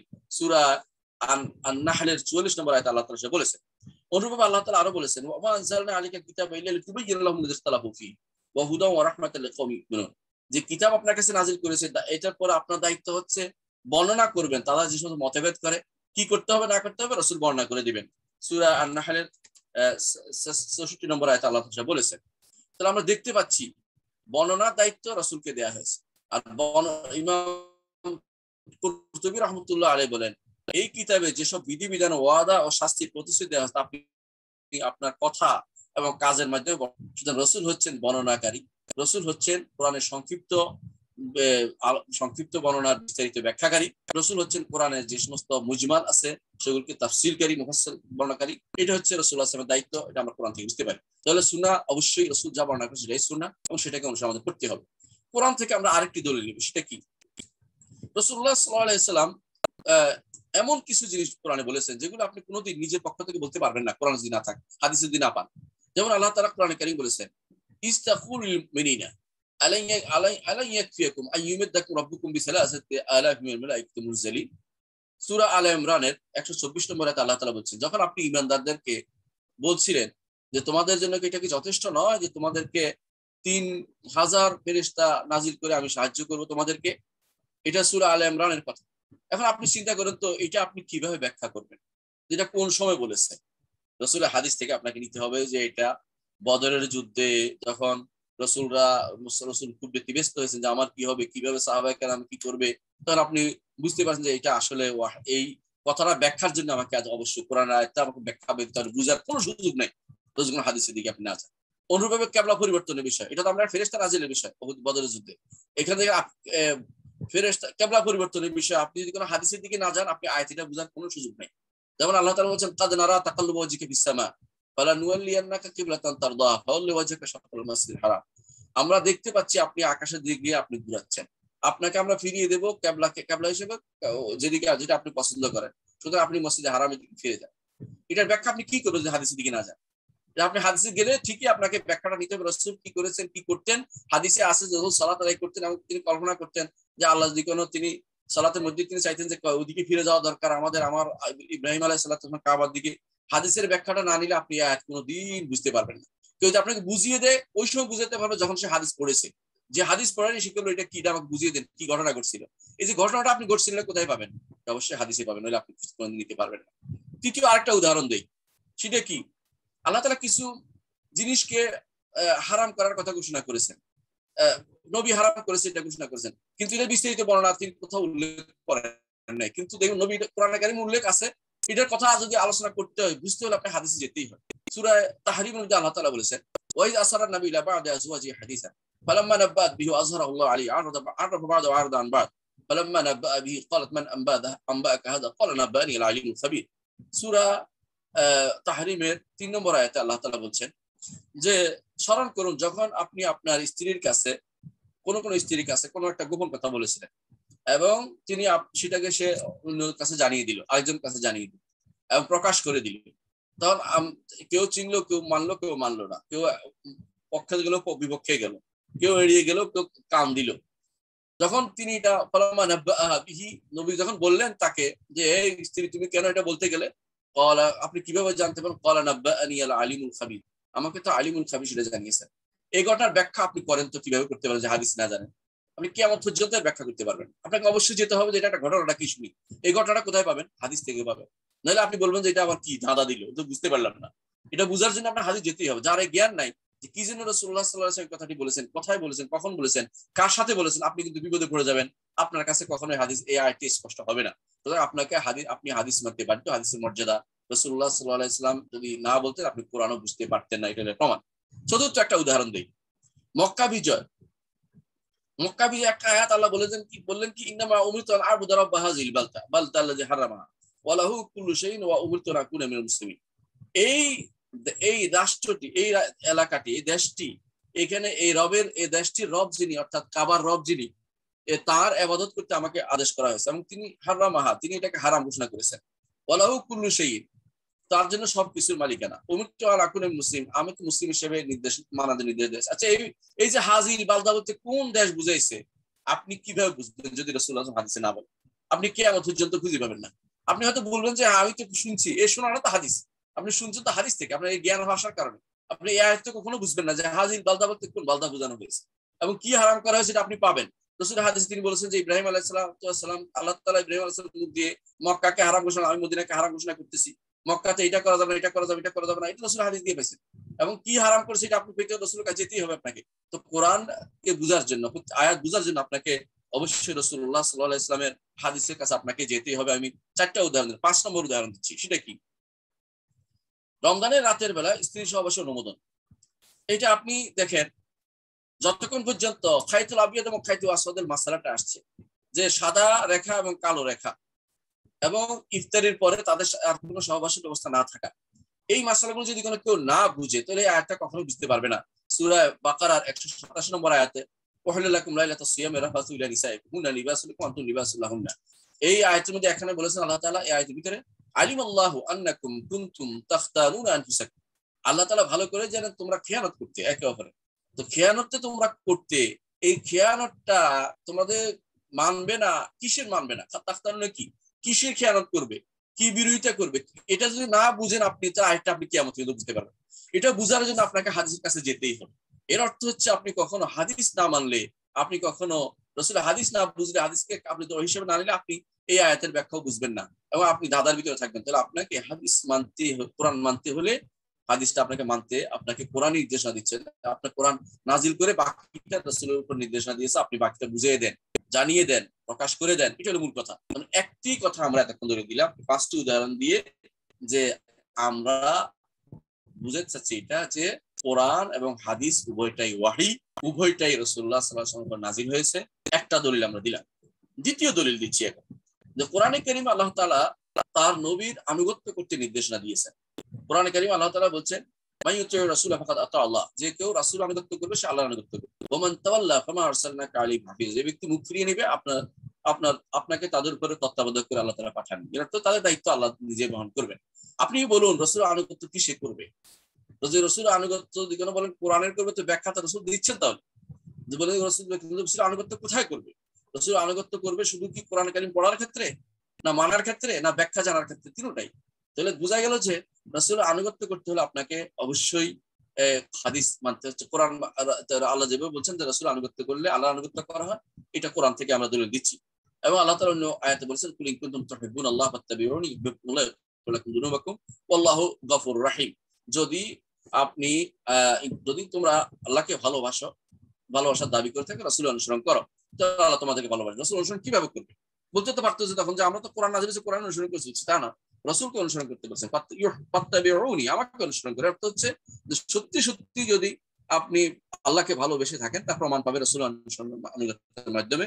রাসূল আনুগত্যের মাধ্যমে আল্লাহর আনুগত্য জুড়ে দেওয়া হয়েছে, এটা প্রমাণ করে। 3 নম্বর হচ্ছে আপনাকে সুন্নাত মানতে হবে এবং সেটার মর্যাদা সমুন্নত। সেটা হচ্ছে রাসূলুল্লাহ সাল্লাল্লাহু আলাইহি ওয়াসাল্লামকে কিতাবের ব্যাখ্যা করার জন্য আল্লাহর পক্ষ থেকে নির্দেশনা দেওয়া হয়েছে। কিতাবের ব্যাখ্যা, কোরআনের ব্যাখ্যা করার জন্য। যেমন আল্লাহ তাআলা কোরআনে কারীমে বলেছেন, ওয়া আনজালনা ইলাইকা যিকরা লিতুবাইয়িনা লিন-নাসি মা নুজিলা ইলাইহিম ওয়া লাআল্লাহুম ইয়াতাফাক্কারুন, যে কোরআন নাযিল করেছি, আপনি এটার ব্যাখ্যা দিবেন। অনুরূপভাবে সূরা নাহলের 64 নম্বর আয়াতে আল্লাহ তাআলা বলছেন যে আমরা যে কিতাব নাযিল করেছি, এর দায়িত্ব হচ্ছে আপনি তাদেরকে ব্যাখ্যা করে বুঝিয়ে দিবেন তাদের কাছে যা নাযিল করা হয়েছে। সূরা আন-নাহলের 64 নম্বর আয়াতে আল্লাহ সেটা বলেছেন। অনুরূপভাবে কোরআনে কারীমে চতুর্থ যে দলিল, যে কোরআনে কারীম হাদিস মানতে হবে, তা হচ্ছে কোরআন থেকে আমরা দিচ্ছি দলিল, হাদিস থেকে দিচ্ছি না এখনো, কোরআন থেকে দলিল দিচ্ছি। কোরআনে কারীমের বহু জায়গায় রাসূলুল্লাহ সাল্লাল্লাহু আলাইহি ওয়াসাল্লাম যা নিয়ে এসে তা কবুল করা, নিঃশর্তভাবে সেটা মেনে নিতে বলা হয়েছে। যেমন সূরা হাশরের 7 নম্বর আয়াতে আল্লাহ তাআলা বলছেন, ওয়ামা আতাকুম রাসূলু ফাখুযু ওয়ামা নাহাকুম আনহু ফান্তাহু, রাসূল যা তোমাদেরকে নির্দেশ দিয়েছেন তা অবশ্যই গ্রহণ করবে, এবং রাসূল যা নির্দেশ দিয়েছেন, নিষেধ করেছেন, তা অবশ্যই বাদ দিবে। এর অর্থ হচ্ছে আপনাকে রাসূলের কথা শুনতে কোরআন আপনাকে নির্দেশনা দিচ্ছে, সুতরাং সেটা আপনাকে মেনে নিতে হবে। এবং এটার সাথে জুড়ে দেওয়া হয়েছে যে এইটা যদি কোনো নিঃশর্তভাবে কবুল করা না হয়, তাহলে তিনি ঈমানদার থাকতে পারবেন না। প্রমাণ কি? সূরা আন-নিসার 65 নম্বরে আল্লাহ তাআলা বলছেন, ফালা ওয়া রাব্বিকা লা ইউমিনুনা হাত্তা ইউহাক্কিমুকা ফিমা শাজারা বাইনাহুম, কিন্তু না, আপনার রবের শপথ, তারা মুমিন হবে না যতক্ষণ না নিজেদের মধ্যে বিবাদের ব্যাপারে আপনার উপর সব বিবাদের মীমাংসার ভার আপনার উপর অর্পণ না করে। তারপর আপনার মীমাংসা সম্পর্কে তাদের মনে কোনো দ্বিধা থাকতে পারবে না, এবং সর্বান্তকরণে তা মেনে নিতে হবে। কয়টা কথা? রাসূলকে মীমাংসাকারী, বিচারকারী মানতে হবে, রাসূলের কাছে আসতে হবে বিচারের জন্য, রাসূল না বর্তমান রাসূল হাদিসের কাছে। দ্বিতীয়ত, সেটা তাদেরকে মানে কোনো দ্বিধা ব্যতীত মেনে নিতে হবে। তারপরে সেটাকে মানার মতো মানতে হবে।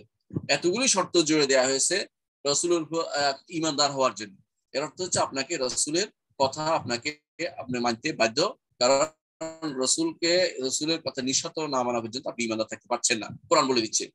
আরো বলছে কোরআনে কারীমে, ওয়াজা দুউ ইলাল্লাহি ওয়া রাসূলি ইয়াহকুম বাইনাহুম ওয়া ফারিকুম মিনহুম মুরিদুন, মুনাফিকরা এটা করতো, আল্লাহ এবং তার রাসূলের দিকে আহ্বান করবে আল্লাহ এবং রাসূল দিকে, কিন্তু কে করবে? ইয়াহকুমা বাইনাহুম, রাসূল তাদের মধ্যে ফয়সালা করবে। রাসূল ফয়সালা করবে, এইটা যদি কেউ মানতে অস্বীকার করে, সে মুনাফিক। আল্লাহ তাআলা এটা বলছেন, ইযা ফারিকুম মিনহুম মুরিদুন, তারা মুখ ফিরিয়ে, তারা মুনাফিক। এটাই সূরা আন-নূরের 48 নম্বর আয়াতে আল্লাহ সেটা বলেছেন। অর্থাৎ এই মুনাফিকদের, তারাই মুনাফিক যারা রাসূলের হাদিস মানতে চায় না, রাসূলের হাদিস না মানার জন্য তাদের কাছে মনে হয় যে এটা না মানলেও চলবে, তারা মুনাফিক। অনুরূপভাবে কোরআনে কারীমে আল্লাহ তাআলা সূরা নূরের 51 নম্বর আয়াতে আল্লাহ তাআলা বলছেন, ইন্নামা কানা কাউলাল মুমিনিনা ইযা দুউ ইলাল্লাহি ওয়া রাসূলিহি ইয়াহকুমু বাইনাহুম, আল্লাহ এবং রাসূলের দিকে যখন আহ্বান করে ঈমানদারদের কথা, তখন এটা হবে যে আল্লাহ এবং রাসূলের দিকে আহ্বান করলে কি জন্য আহ্বান করবে? লিয়াহকুমা বাইনাহুম, রাসূল তাদের মধ্যে ফয়সালা করবে। ডেকে দিবেন এই জন্য নয় যে তোমাদেরকে ডাকলাম, দেখো কোরআনে খুঁজে দেখো, এটা না, রাসূল ফয়সালা করে দিবেন। রাসূল যা বলবেন সেটা ফয়সালা, কথা হোক, কাজ হোক, আলোচনা হোক বা অনুমোদন হোক, রাসূল যে ফয়সালা করে দিবে। এটা যদি কোনো এটার দিকে কোনো কাউকে ডাকা হলে ইমানদারদের কথা কি হবে? ইমানদার বলবে সামি'না ওয়া আতা'না, শুনলাম এবং মেনে নিলাম। তারা এটা বলবে না যে রাসূল একটা শুনলাম না, আল্লাহ যেটা বলছে এটা শুনলাম, এটা বলে না। এর অর্থ হচ্ছে ইমানদারের দায়িত্ব হচ্ছে, ইমানদারের কাজ হচ্ছে রাসূল দিকে, আল্লাহ এবং রাসূল দিকে আহ্বান জানিয়ে রাসূল যা করে দিবেন সেটাকে তারা বিনা বাক্য বয়ে গ্রহণ করে নিবে, বলবে যে সামি'না ওয়া আতা'না, এবং আমরা শুনে নিলাম এবং অনুগত্য করলাম। উলাইকা হুম, তারাই সফলকাম হবে, উলাইকা হুমুল মুফলিহুন, তারাই সফলকাম হবে। সূরা নূরে আল্লাহ তাআলা এটা বলেছেন। পঞ্চম দলিল হচ্ছে যে আমরা অবশ্যই রাসূলুল্লাহ সাল্লাল্লাহু আলাইহি ওয়াসাল্লাম হাদিস মানতে বাধ্য, এবং এটা মর্যাদাপূর্ণ, এটা না হলে আমরা ঈমান থাকবে না। সেটা হচ্ছে কোরআনে কারীমের বহু জায়গায় আমাদেরকে রাসূলের আনুগত্য করতে বলা হয়েছে। কোরআনে কারীমে রাসূলের আনুগত্যের কথা বলা হয়েছে। আর রাসূলের আনুগত্য কেবল তার সুন্নাহ এবং হাদিস মানার মধ্যে সম্ভব। কেবল আল্লাহ তাআলা বলেছেন কুল আতিউল্লাহ ওয়া রাসূল ফা ইন তাওয়াল্লাউ ফা ইন্নাল্লাহা লা ইউহিব্বুল কাফিরিন। বলুন হে নবী, আপনি বলে দেন আল্লাহর আনুগত্য করো, রাসূলের আনুগত্য করো। যদি তোমরা মুখ ফিরিয়ে নাও তাহলে আল্লাহ তাআলা কাফেরদের পছন্দ করেন না। মুখ ফিরিয়ে নিলে কাফের হলে আল্লাহ তাদের পছন্দ করেন।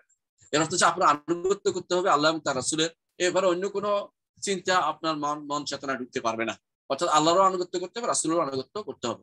আল্লাহর আনুগত্য কোরআনে কারীমের মাধ্যমে, রাসূলের আনুগত্য করবেন রাসূলের হাদিস মানার মাধ্যমে, এবং আল্লাহর আনুগত্য করবেন হাদিস মানার মাধ্যমে। আল্লাহর আনুগত্য হবে, রাসূলের আনুগত্য হবে, কারণ আল্লাহ তাআলা বলেছেন মান ইউতি রাসূল ফাকাত আতা আল্লাহ, যে কেউ রাসূলের আনুগত্য করবে সে আল্লাহরও আনুগত্য করবে। সুতরাং আপনি এবারে যারা ভিন্ন মত পোষণ করবে তারা, আল্লাহ বলছে কাফের, ফা ইন তাওয়াল্লাউ, যদি মুখ ফিরিয়ে না, ফা ইন্নাল্লাহা ইউহিব্বুল কাফিরিন, তারা কাফের হবে, আল্লাহ তাআলা কাফেরকে পছন্দ করেন না। সুতরাং যারা হাদিস মানবে না তারা কাফের, এই আয়াত থেকে স্পষ্ট বোঝা গেল।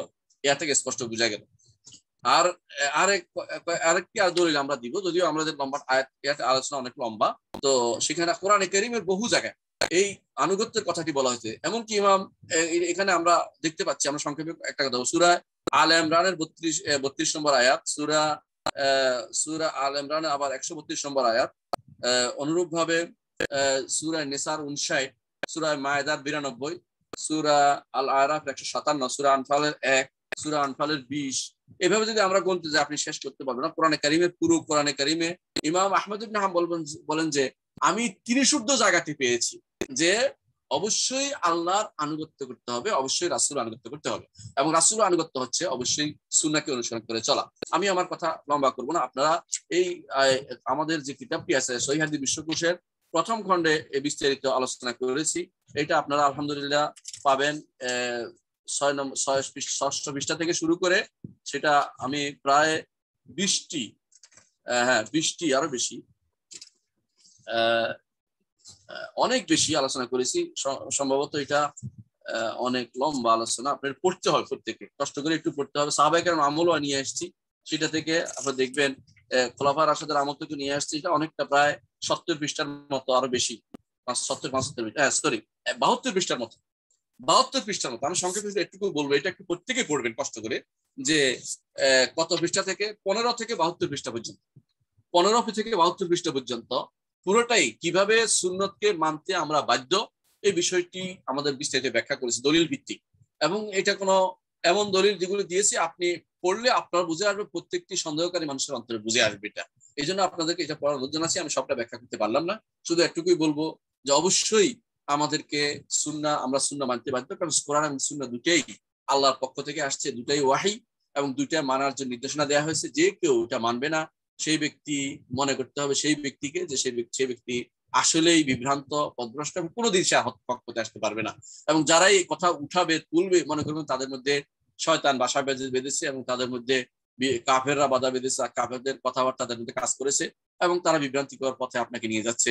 এই ব্যাপারে কারো কোনো কথা শুনবেন না, সে যেই হোক না কেন, যত বড় পণ্ডিতই হোক না কেন, যত বড় তথাকথিত স্কলার হোক না কেন, ডক্টর হোক বা ডাক্তার হোক, অথবা যত বড় ওয়াইজ হোক, বক্তা হোক, তাদের কথা শুনবেন না। আপনাকে কোরআন এবং সুন্নাহ দুইটাকে মানদণ্ড হিসেবে নিয়ে আসতে হবে। এই জন্য যুগে যুগে আলেমরা বলতেন কোরআন সুন্নাহ। ইমাম শাফি রহমতুল্লাহ বলেন যে কোরআন সুন্নাহ একসাথে, আগে কোরআন 1 নম্বর উৎস, কোরআন 2 নম্বর উৎস সুন্নাহ, এইভাবে না। তিনি বলছেন কোরআন সুন্নাহ একটি উৎস হিসেবে প্রথম, তার মানহাজের নিয়ম কিভাবে তিনি ফিকহ গ্রহণ করেছেন, এটাই হচ্ছে নিয়ম, কোরআন সুন্নাহ একসাথে দিতে হবে। এই জন্য তিনি চ্যালেঞ্জ করেছেন যে কোনোদিন কোন সহিহ হাদিসের সাথে কোরআন আয়াতের বিরোধ হবে না। এবং যারা বিরোধ করে তারা ইচ্ছাকৃত না জেনে, বিরোধ তাদের মাথায় ধরা পড়লে তারা প্রচার করে বেড়াচ্ছে, তাদের কোনো আলেমের কাছে গেলে ওয়ালাউ রুদ্দু ইলা রাসূল ওয়া ইলা উলিল আমরি মিনহুম লাআলিমাহু আল্লাযিনা ইসতামবিতুনাহু মিনহুম, যদি তারা আলেমের কাছে যাইতো অথবা কোনো যারা জ্ঞানী মানুষের কাছে, রাসূলের কাছে যাইতো, হাদিসের কাছে, তাহলে অবশ্যই তাদের সেখানে তারা স্পষ্ট প্রমাণ পেয়ে যেত। কিন্তু তারা তাদের সন্দেহকেই তারা অনুসরণ করেছে। আল্লাহ আমাদেরকে সন্দেহ থেকে মুক্ত করুন এবং সুন্নাহর উপরে আমাদের টিকে থাকার তৌফিক দান করুন। এবং আমি অনুরোধ করবো আবার আপনাদেরকে সূরা এই কিতাবটি পড়ার জন্য, নিজের কিতাব নিজে গোল পিটাই না, আমি তারপরে এটা বলছি এই জন্য আপনাদের কাছে ভালো লাগবে। সত্যি বলছি যে বর্তমান সময়ে যে সমস্ত সন্দেহ তৈরি করে তথাকথিত অমুক পোষণ পোষণ মোষণ ভূষণ অমুক তমুক গাজী গোজা কত কিছু আসে আপনার কাছে, অমুক ডাক্তার, এদের সমস্ত সন্দেহ দিচ্ছে। এই সন্দেহগুলি থেকে বাঁচার জন্য আপনার জন্য একমাত্র একটাই কাজ হবে, সেটা হচ্ছে সুন্নাহকে সবসময় আপনার মাথার উপরে স্থান দেয়া। যে ব্যক্তি সুন্নাহর ব্যাপারে কোনো রকমের সন্দেহ পোষণ করতে আপনার কাছে নিয়ে আসবে, কোনো কথা বলবে, তার থেকে মুখ ফিরিয়ে নেবেন, তার আলোচনা শুনবেন না, কোনোভাবেই শুনবেন না। কারণ সন্দেহ সবসময় ব্যাধি সংক্রামক, স্বাস্থ্য নয়, এটা সবাই জানে। দোষটা মানুষ বেশি গ্রহণ করে, ভালো জিনিস মানুষের কমে গ্রহণ করে থাকে, কারণ খারাপ গুলি অন্তরে লেগে থাকে বেশি, স্পঞ্জ বানিয়ে নিচ্ছে অন্তরকে মানুষ। মানুষ এখন আর আয়না বানাতে পারে না। আল্লাহ আমাদেরকে বোঝার তৌফিক দান করুন। আসসালামু আলাইকুম ওয়া রাহমাতুল্লাহি ওয়া বারাকাতুহু।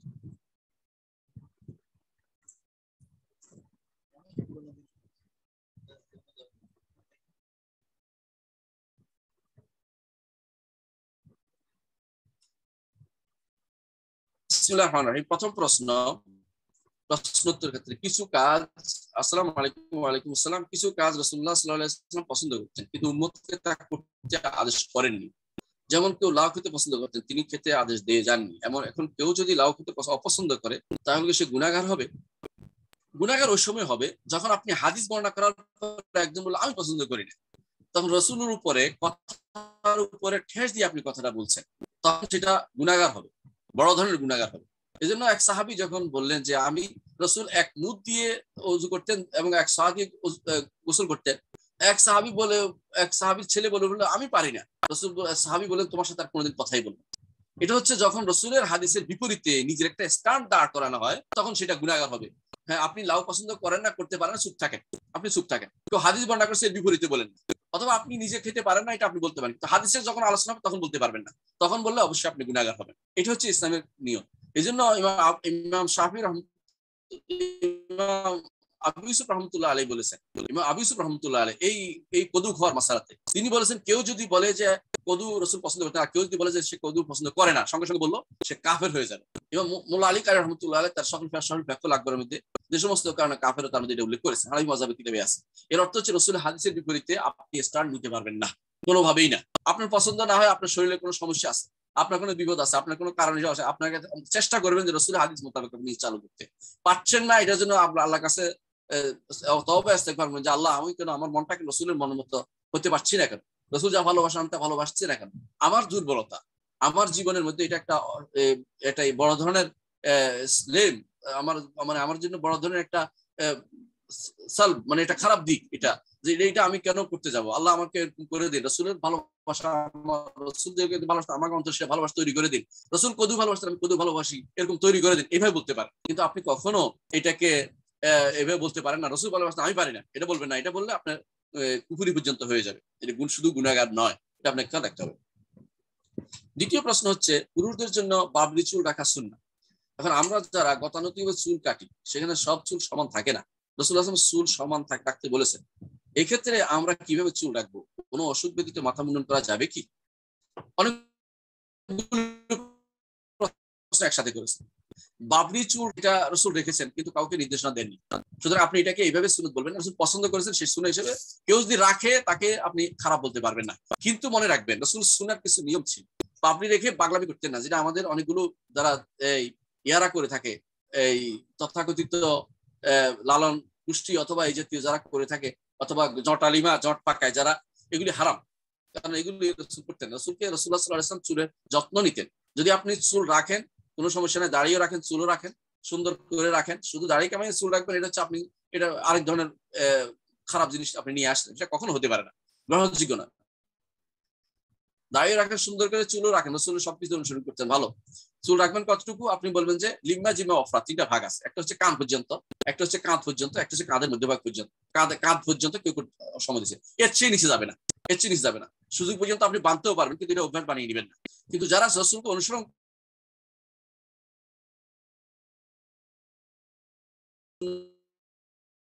শুধুমাত্র এটা দেখিয়ে আপনি চলতে পারবেন যে এটা একটা সুন্নাহ, এটাকে অস্বীকার করছেন, এটা করতে পারবেন, এটা কোনো দোষের কিছু নয়।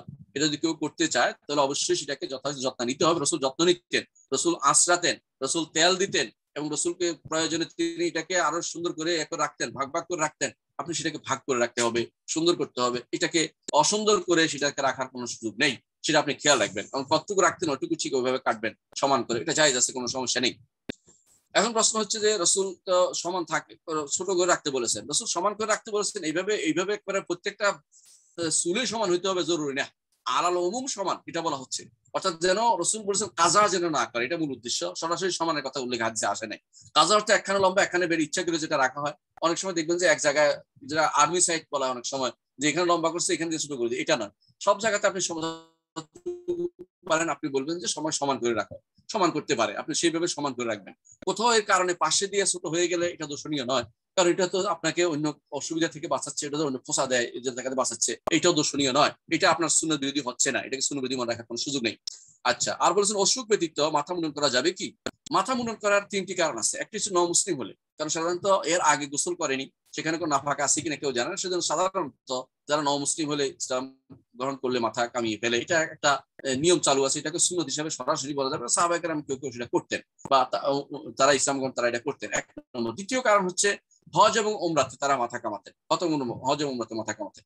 3 নম্বর হচ্ছে তারা মাথা কামাতে অসুখ হলে, যেটা আপনি বলেছেন। এই 3টি কারণ ব্যতীত কোনো পীরের দরবারে গেলে মাথা কামানো, অথবা কোনো নিয়ম নীতি করে ফেলা, আমাদের সমস্ত অনেকে আবার নির্দিষ্ট সুনির্দিষ্ট মাদ্রাসার অনুসারী, তারা যারা ওখানে যাবে তারা সব মাথা কামে, অথবা সুনির্দিষ্ট দল গোষ্ঠীর অনুসারে যারা এই দলে বের হবে তারা সব মাথা কামে বের হবে।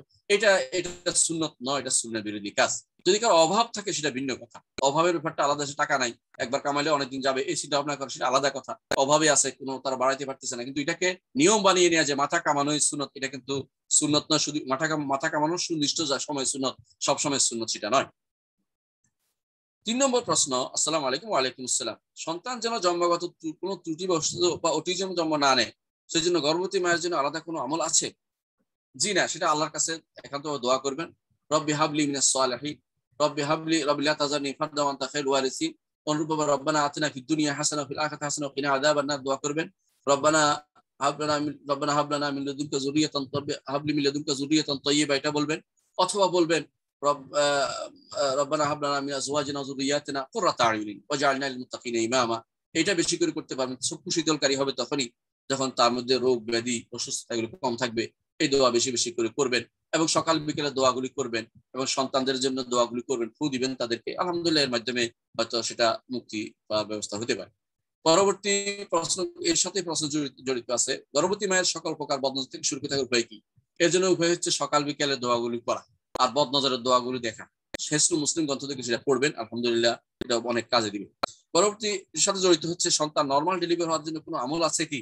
জি না, সন্তান নর্মাল ডেলিভারি হওয়ার জন্য কোনো আমল নেই সুনির্দিষ্ট। আপনি কোরআন সুন্নাহ পড়বেন, আমল করবেন, কাজ করবেন, অলস জীবনযাপন করবেন না, এবং ডাক্তারদের পরামর্শ নেবেন।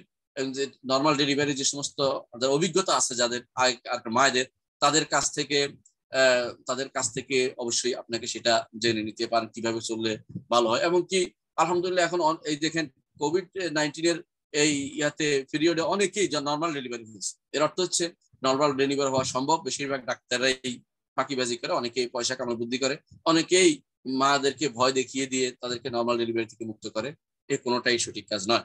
বিশেষ অবস্থা হলে অবশ্যই সিজারিয়ান যাবে, সিজারিয়ান নিয়ম না পরিণত হয়ে যায়। এই জন্য কিছু খাবার দাবারে বা ব্যবস্থাপনা তারা করতে পারে, নিয়ম আছে, কিন্তু দেখবে কোনটা হলে পাঙ্গাস হয়ে যায় না, কোনটা হলে সমস্যা হয় না, এগুলি তারা ডাক্তারের পরামর্শ নিয়ে অথবা অভিজ্ঞ কোনো গাইনির পরামর্শ নিতে পারে, অভিজ্ঞ মায়েদের পরামর্শ নিতে পারে। তারা ভালো জানে, আগেকার ইয়ারা আমাদের পূর্বপুরুষ মা বা মাতৃপুরুষ দিকে তারা ভালো জানবে বিষয়গুলো, তাদের কাছ থেকে পরামর্শ নিতে পারে। আসসালামু আলাইকুম। ওয়ালাইকুম আসসালাম। কোন মহিলা সুদভিত্তিক প্রতিষ্ঠান থেকে ঋণের মাধ্যমে কেনা প্লট তিনি তার স্বামীকে দিয়ে দিতে চান, যার স্বামী ওই প্রতিষ্ঠান এর বাকি টাকা পরিশোধ করে তা ছাড়িয়ে নিয়ে ইসলামী ব্যাংকে ব্যবসায়িক বিনিয়োগ হিসেবে বন্ধক রাখবে।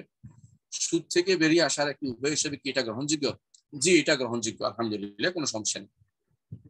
সিয়ামের কাফারা হিসেবে 7 জন মিসকিনকে খাওয়ানোর সমপরিমাণ অর্থ কি কোনো এতিমখানায় দেয়া যাবে?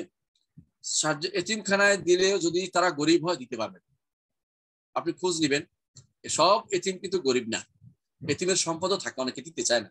তো অথবা এতিমের সম্পদ আছে কিন্তু তিনি দেখাশোনার দায়িত্ব দেখে এতিমখানায় বড় হচ্ছে, তারা খেতে পারবে না, অবশ্যই গরিব হতে হবে। এতিমখানা দিয়ে পারবেন, তারা গরিব কিনে এটা জেনে নিবেন। তবে বেশিরভাগই এতিমে গরিব থাকে, এই জন্য গরিব যতক্ষণ পর্যন্ত না হবে, ফকির না হবে বা মিসকিন না হবে, ততক্ষণ পর্যন্ত তাদেরকে এই ক্ষেত্রে খাওয়ানো যাবে না। শেখ, আমি বিজ্ঞানের একজন ছাত্র। শক্তির সৃষ্টি বা বিনাশ নেই, এক রূপ থেকে অন্য রূপ পরিবর্তিত হয় মাত্র। এই বিষয়টি আমরা কিভাবে দেখব?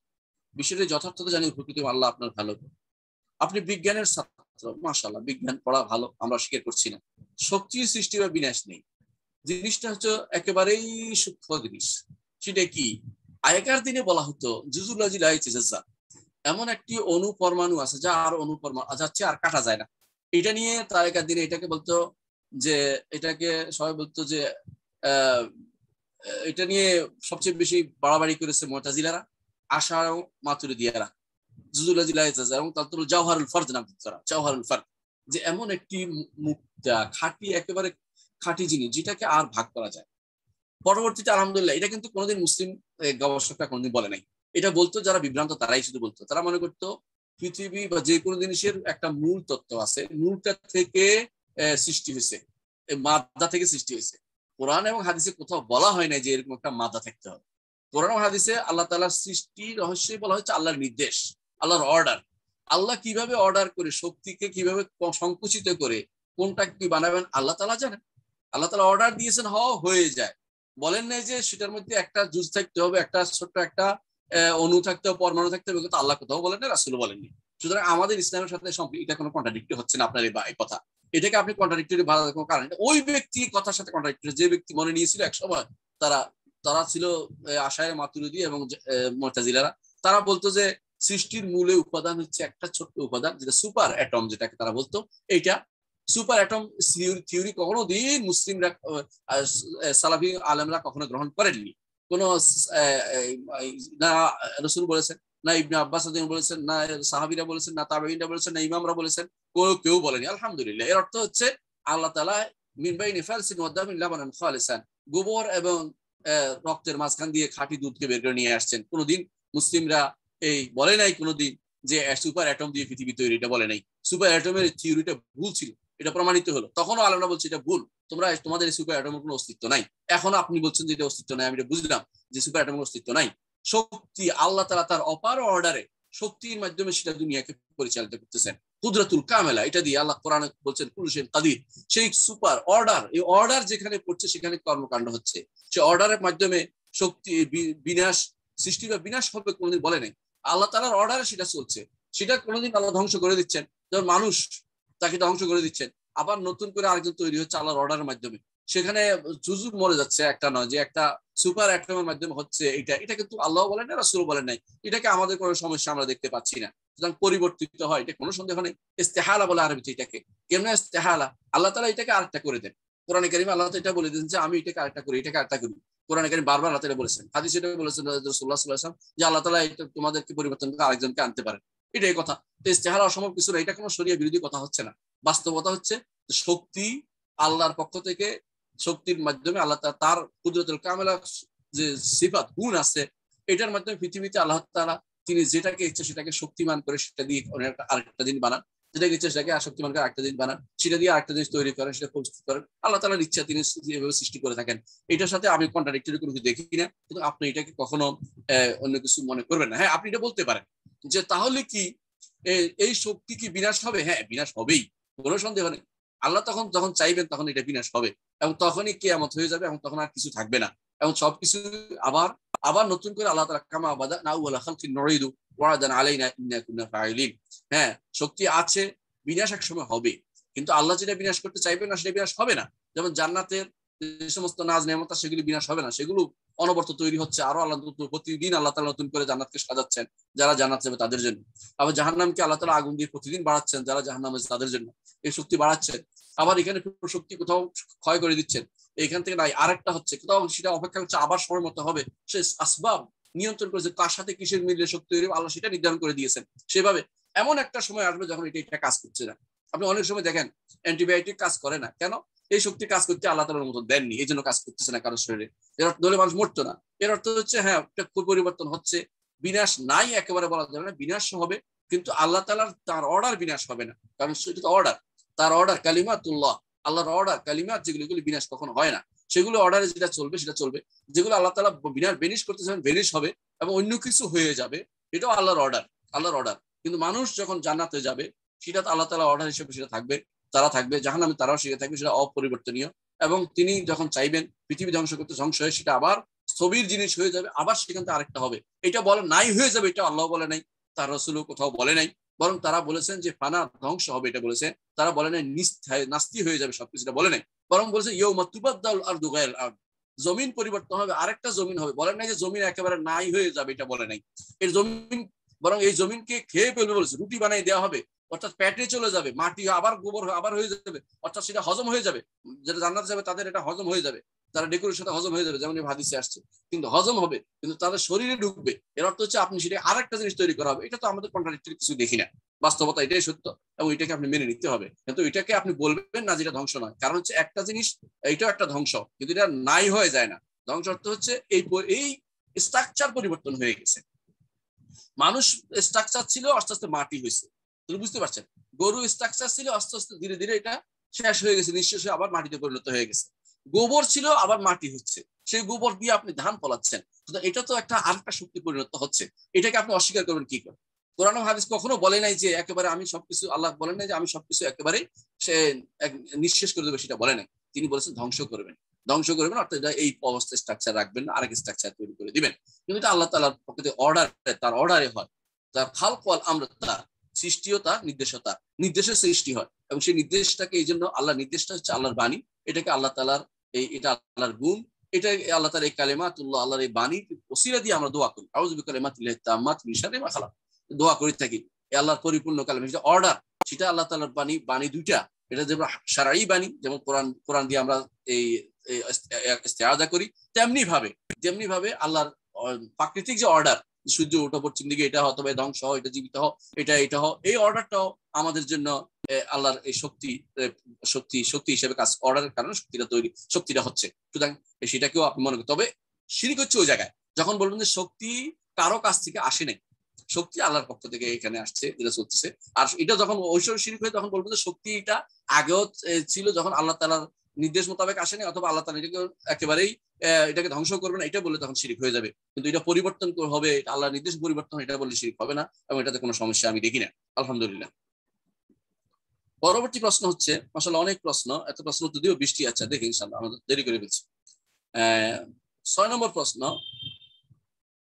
কলেজের পাবলিক পরীক্ষা যদি কোনো কুফরি বিষয় আসে এবং উত্তর না করলে ফেল করার আশঙ্কা থাকে, তবে উত্তর করলে ফিতনা পড়ার আশঙ্কা থাকে, তবে করণীয় কি?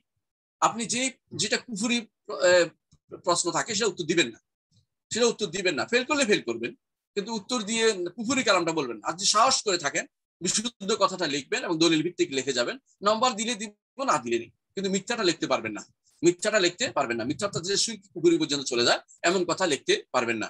আর যদি এটা না দিয়ে অন্যটা উত্তর দিতে পারেন, নম্বর কম পাইলে কোনো সমস্যা নেই, অন্তত ঈমান হারাতে হওয়া থেকে বাঁচবেন। আপনি কারো মুহাব্বত করবেন না, শিরক কুফরির ক্ষেত্রে কারো কোনো নির্দেশনা, কারো কোনো কিছু পাওয়ার জন্য কোনো কিছু করা জায়েজ নাই। আশা করি বিষয়টি বুঝছেন। আর যদি ফিতনার আশঙ্কা থাকে, এরকম যে আপনি জান দিতে হবে, তখন আপনি সেখানে লিখতে পারেন, আল্লাহ তাআলা কোরআনে কারীমে এটা বলে দিয়েছে, ইল্লা মান উকরিহা কালবু মুতমাইন্নুন বিল ঈমান, তখন সেটা উত্তর দিবেন। আর এমন যদি ফিতনা হয় যে এটার কারণে আপনার নম্বর কম দিবে, এটা কারণে আপনি খারাপ বলবে, আপনাকে অমুক দলের তমুক দলের বা এটা বলবে ওইটা বলবে, বলুক, কি আসে যায়, আপনি এখানে কোন রকমের ছাড় দিতে পারবেন না। পরবর্তী প্রশ্ন হচ্ছে, নামাজ পড়ার সময় মহিলাদের পা ঢাকা ফরজ কি? যে মহিলাদের পা ঢাকা, এটা ফরজ আমি বলছি না, তো পা ঢাকে রাখতে হবে, পা ঢেকে রাখতে হবে, এটা এখানে একটা মতভেদপূর্ণ মাসালা, সেহেতু আমার মত হচ্ছে পা ঢাকা ঢেকে রাখতে হবে এবং পায়ের পাতা ঢাকতে হবে। যদি কোনোদিন কোনোভাবে ছুটে যায়, তাতে আপনার নামাজ নষ্ট হবে না, কিন্তু স্বাভাবিকভাবে পা ঢেকে রাখতে হবে। পায়ের ঘন্টাটা যারা যদি কোনো পাজামা পরেন বড় করে দিবেন, যারা মেক্সি পরেন একটু নামিয়ে দিবেন, আর যারা সালাতের জন্য একটা আলাদা কাপড় রাখবেন আল্লাহর সামনে যাওয়ার জন্য, এটাই সবচেয়ে উত্তম। আলহামদুলিল্লাহ এখন সুন্দর কাপড় পাওয়া যায় সালাতের জন্য, যে কোনো মহিলা তো ঘরেই থাকে, সালাতের জন্য একটা ভালো কাপড় পরে সুন্দর করে সে কাপড় পরে সালাত আদায় করবেন। এটা কোরআনের নির্দেশ, এটা রাসূলের নির্দেশ, এবং এটাই সালাফদের নির্দেশ যে সালাতের জন্য আলাদা পোশাক থাকা জরুরি। আল্লাহ তাআলা কোরআনে কারীমে বলেছেন, খুযু যিনাতাকুম ইনদা কুল্লি মাসজিদ, প্রত্যেক মসজিদের সময় সুন্দর জিনার পোশাক তোমরা পরেও, এবং সেই পোশাক এই জন্য সালাত যখন পড়বেন অন্তত ডিলে ডালা পোশাকটা পরবেন যাতে কোনো পা ঢাকা থাকে। প্রশ্ন করেছেন এরপরে 8 নম্বর প্রশ্ন, আমার শ্বশুর আমার সাথে রাগ করে আছে, প্রকাশ করেন না, বোঝা যায়। আমি ক্ষমা চেয়েছি, আমার স্বামী এবং শাশুড়ি আমাকে নিয়ে কোনো অভিযোগ করেন না। আমার শাশুড়ি বলে সবসময় যেন আমার শ্বশুরের কাছে অনুনয় বিনয় করি।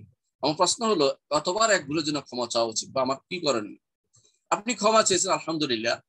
ক্ষমা চাওয়ার অর্থ এই নয় যে যাইয়া বলা যে আমাকে মাফ করে দেন, জোর করে ধমক দিয়ে বলা, এটা না।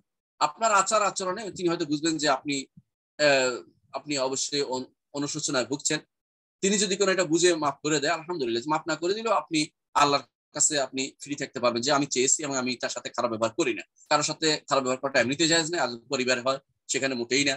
বিশেষ করে আপনার স্বামী যার সাথে ভালো ব্যবহার করতে আদিষ্ট, আপনি তার সাথে ভালো ব্যবহার করতে আদিষ্ট। কারণ স্বামীর অবাধ্য হয়ে আপনি জান্নাতে যেতে পারবেন না। এই জন্য অবশ্যই আপনাকে শাশুড় শ্বশুর সাথে সুন্দর ব্যবহার করবেন এবং তার সাথে আপনি ক্ষমা আচরণ ক্ষমা ক্ষমা চাইবেন। মুখে যেমন চাইবেন, একবার চাইছেন আলহামদুলিল্লাহ, সমস্যা নেই। পরে আচরণগুলো যেন ক্ষমার মতো হয়, ব্যবহারগুলি ভদ্র হয়, সে বিষয়টি খেয়াল রাখবেন। বারবার চাওয়া জরুরি নয়, বারবার চাওয়া গুরুত্বপূর্ণ। তো যদি আপনার স্বামী বারবার বলে যে, আপনার স্বামী যদি বারবার বলে যে তুমি আবার বাবার কাছে ক্ষমা আবার চাইবেন, স্বামীর কথা অনুসারে, এতে কোনো সমস্যা নেই। ক্ষমা চাইলে আপনার ইজ্জত কমবে না, আল্লাহ আপনাকে বাড়িয়ে দিবে। আল্লাহ আপনাকে বাড়িয়ে দিবে। মান তাওয়াদা লিল্লাহি রাফাহুল্লাহ, রাসূলুল্লাহ সাল্লাল্লাহু আলাইহি ওয়াসাল্লাম বলেছেন, আল্লাহর জন্য কেউ যদি বিনয় হয়, আল্লাহ তাকে উচ্চ মর্যাদা আসীন করবেন। এটাই বিশ্বাস করবেন এবং সেইভাবে চলুন। আল্লাহ আপনাকে সঠিকভাবে চলার তৌফিক দান করুন।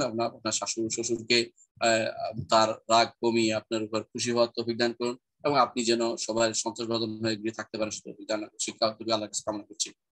পরবর্তী প্রশ্ন হচ্ছে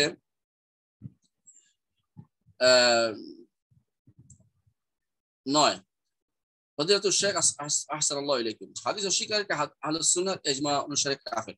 কিন্তু আমরা জানি খারেজি, আশারি, মাতুরিদি, জাহমিয়া, মুতাজিলা এমনকি গোড়া মাযহাবিরা তাদের সাথে বিভিন্ন হাদিস অস্বীকার করে থাকে। তবে তাদের কেন কাফের বলা হয় না? কাফের বলার জন্য কিছু শর্ত আছে, এটা এই জন্য বলা হয় না।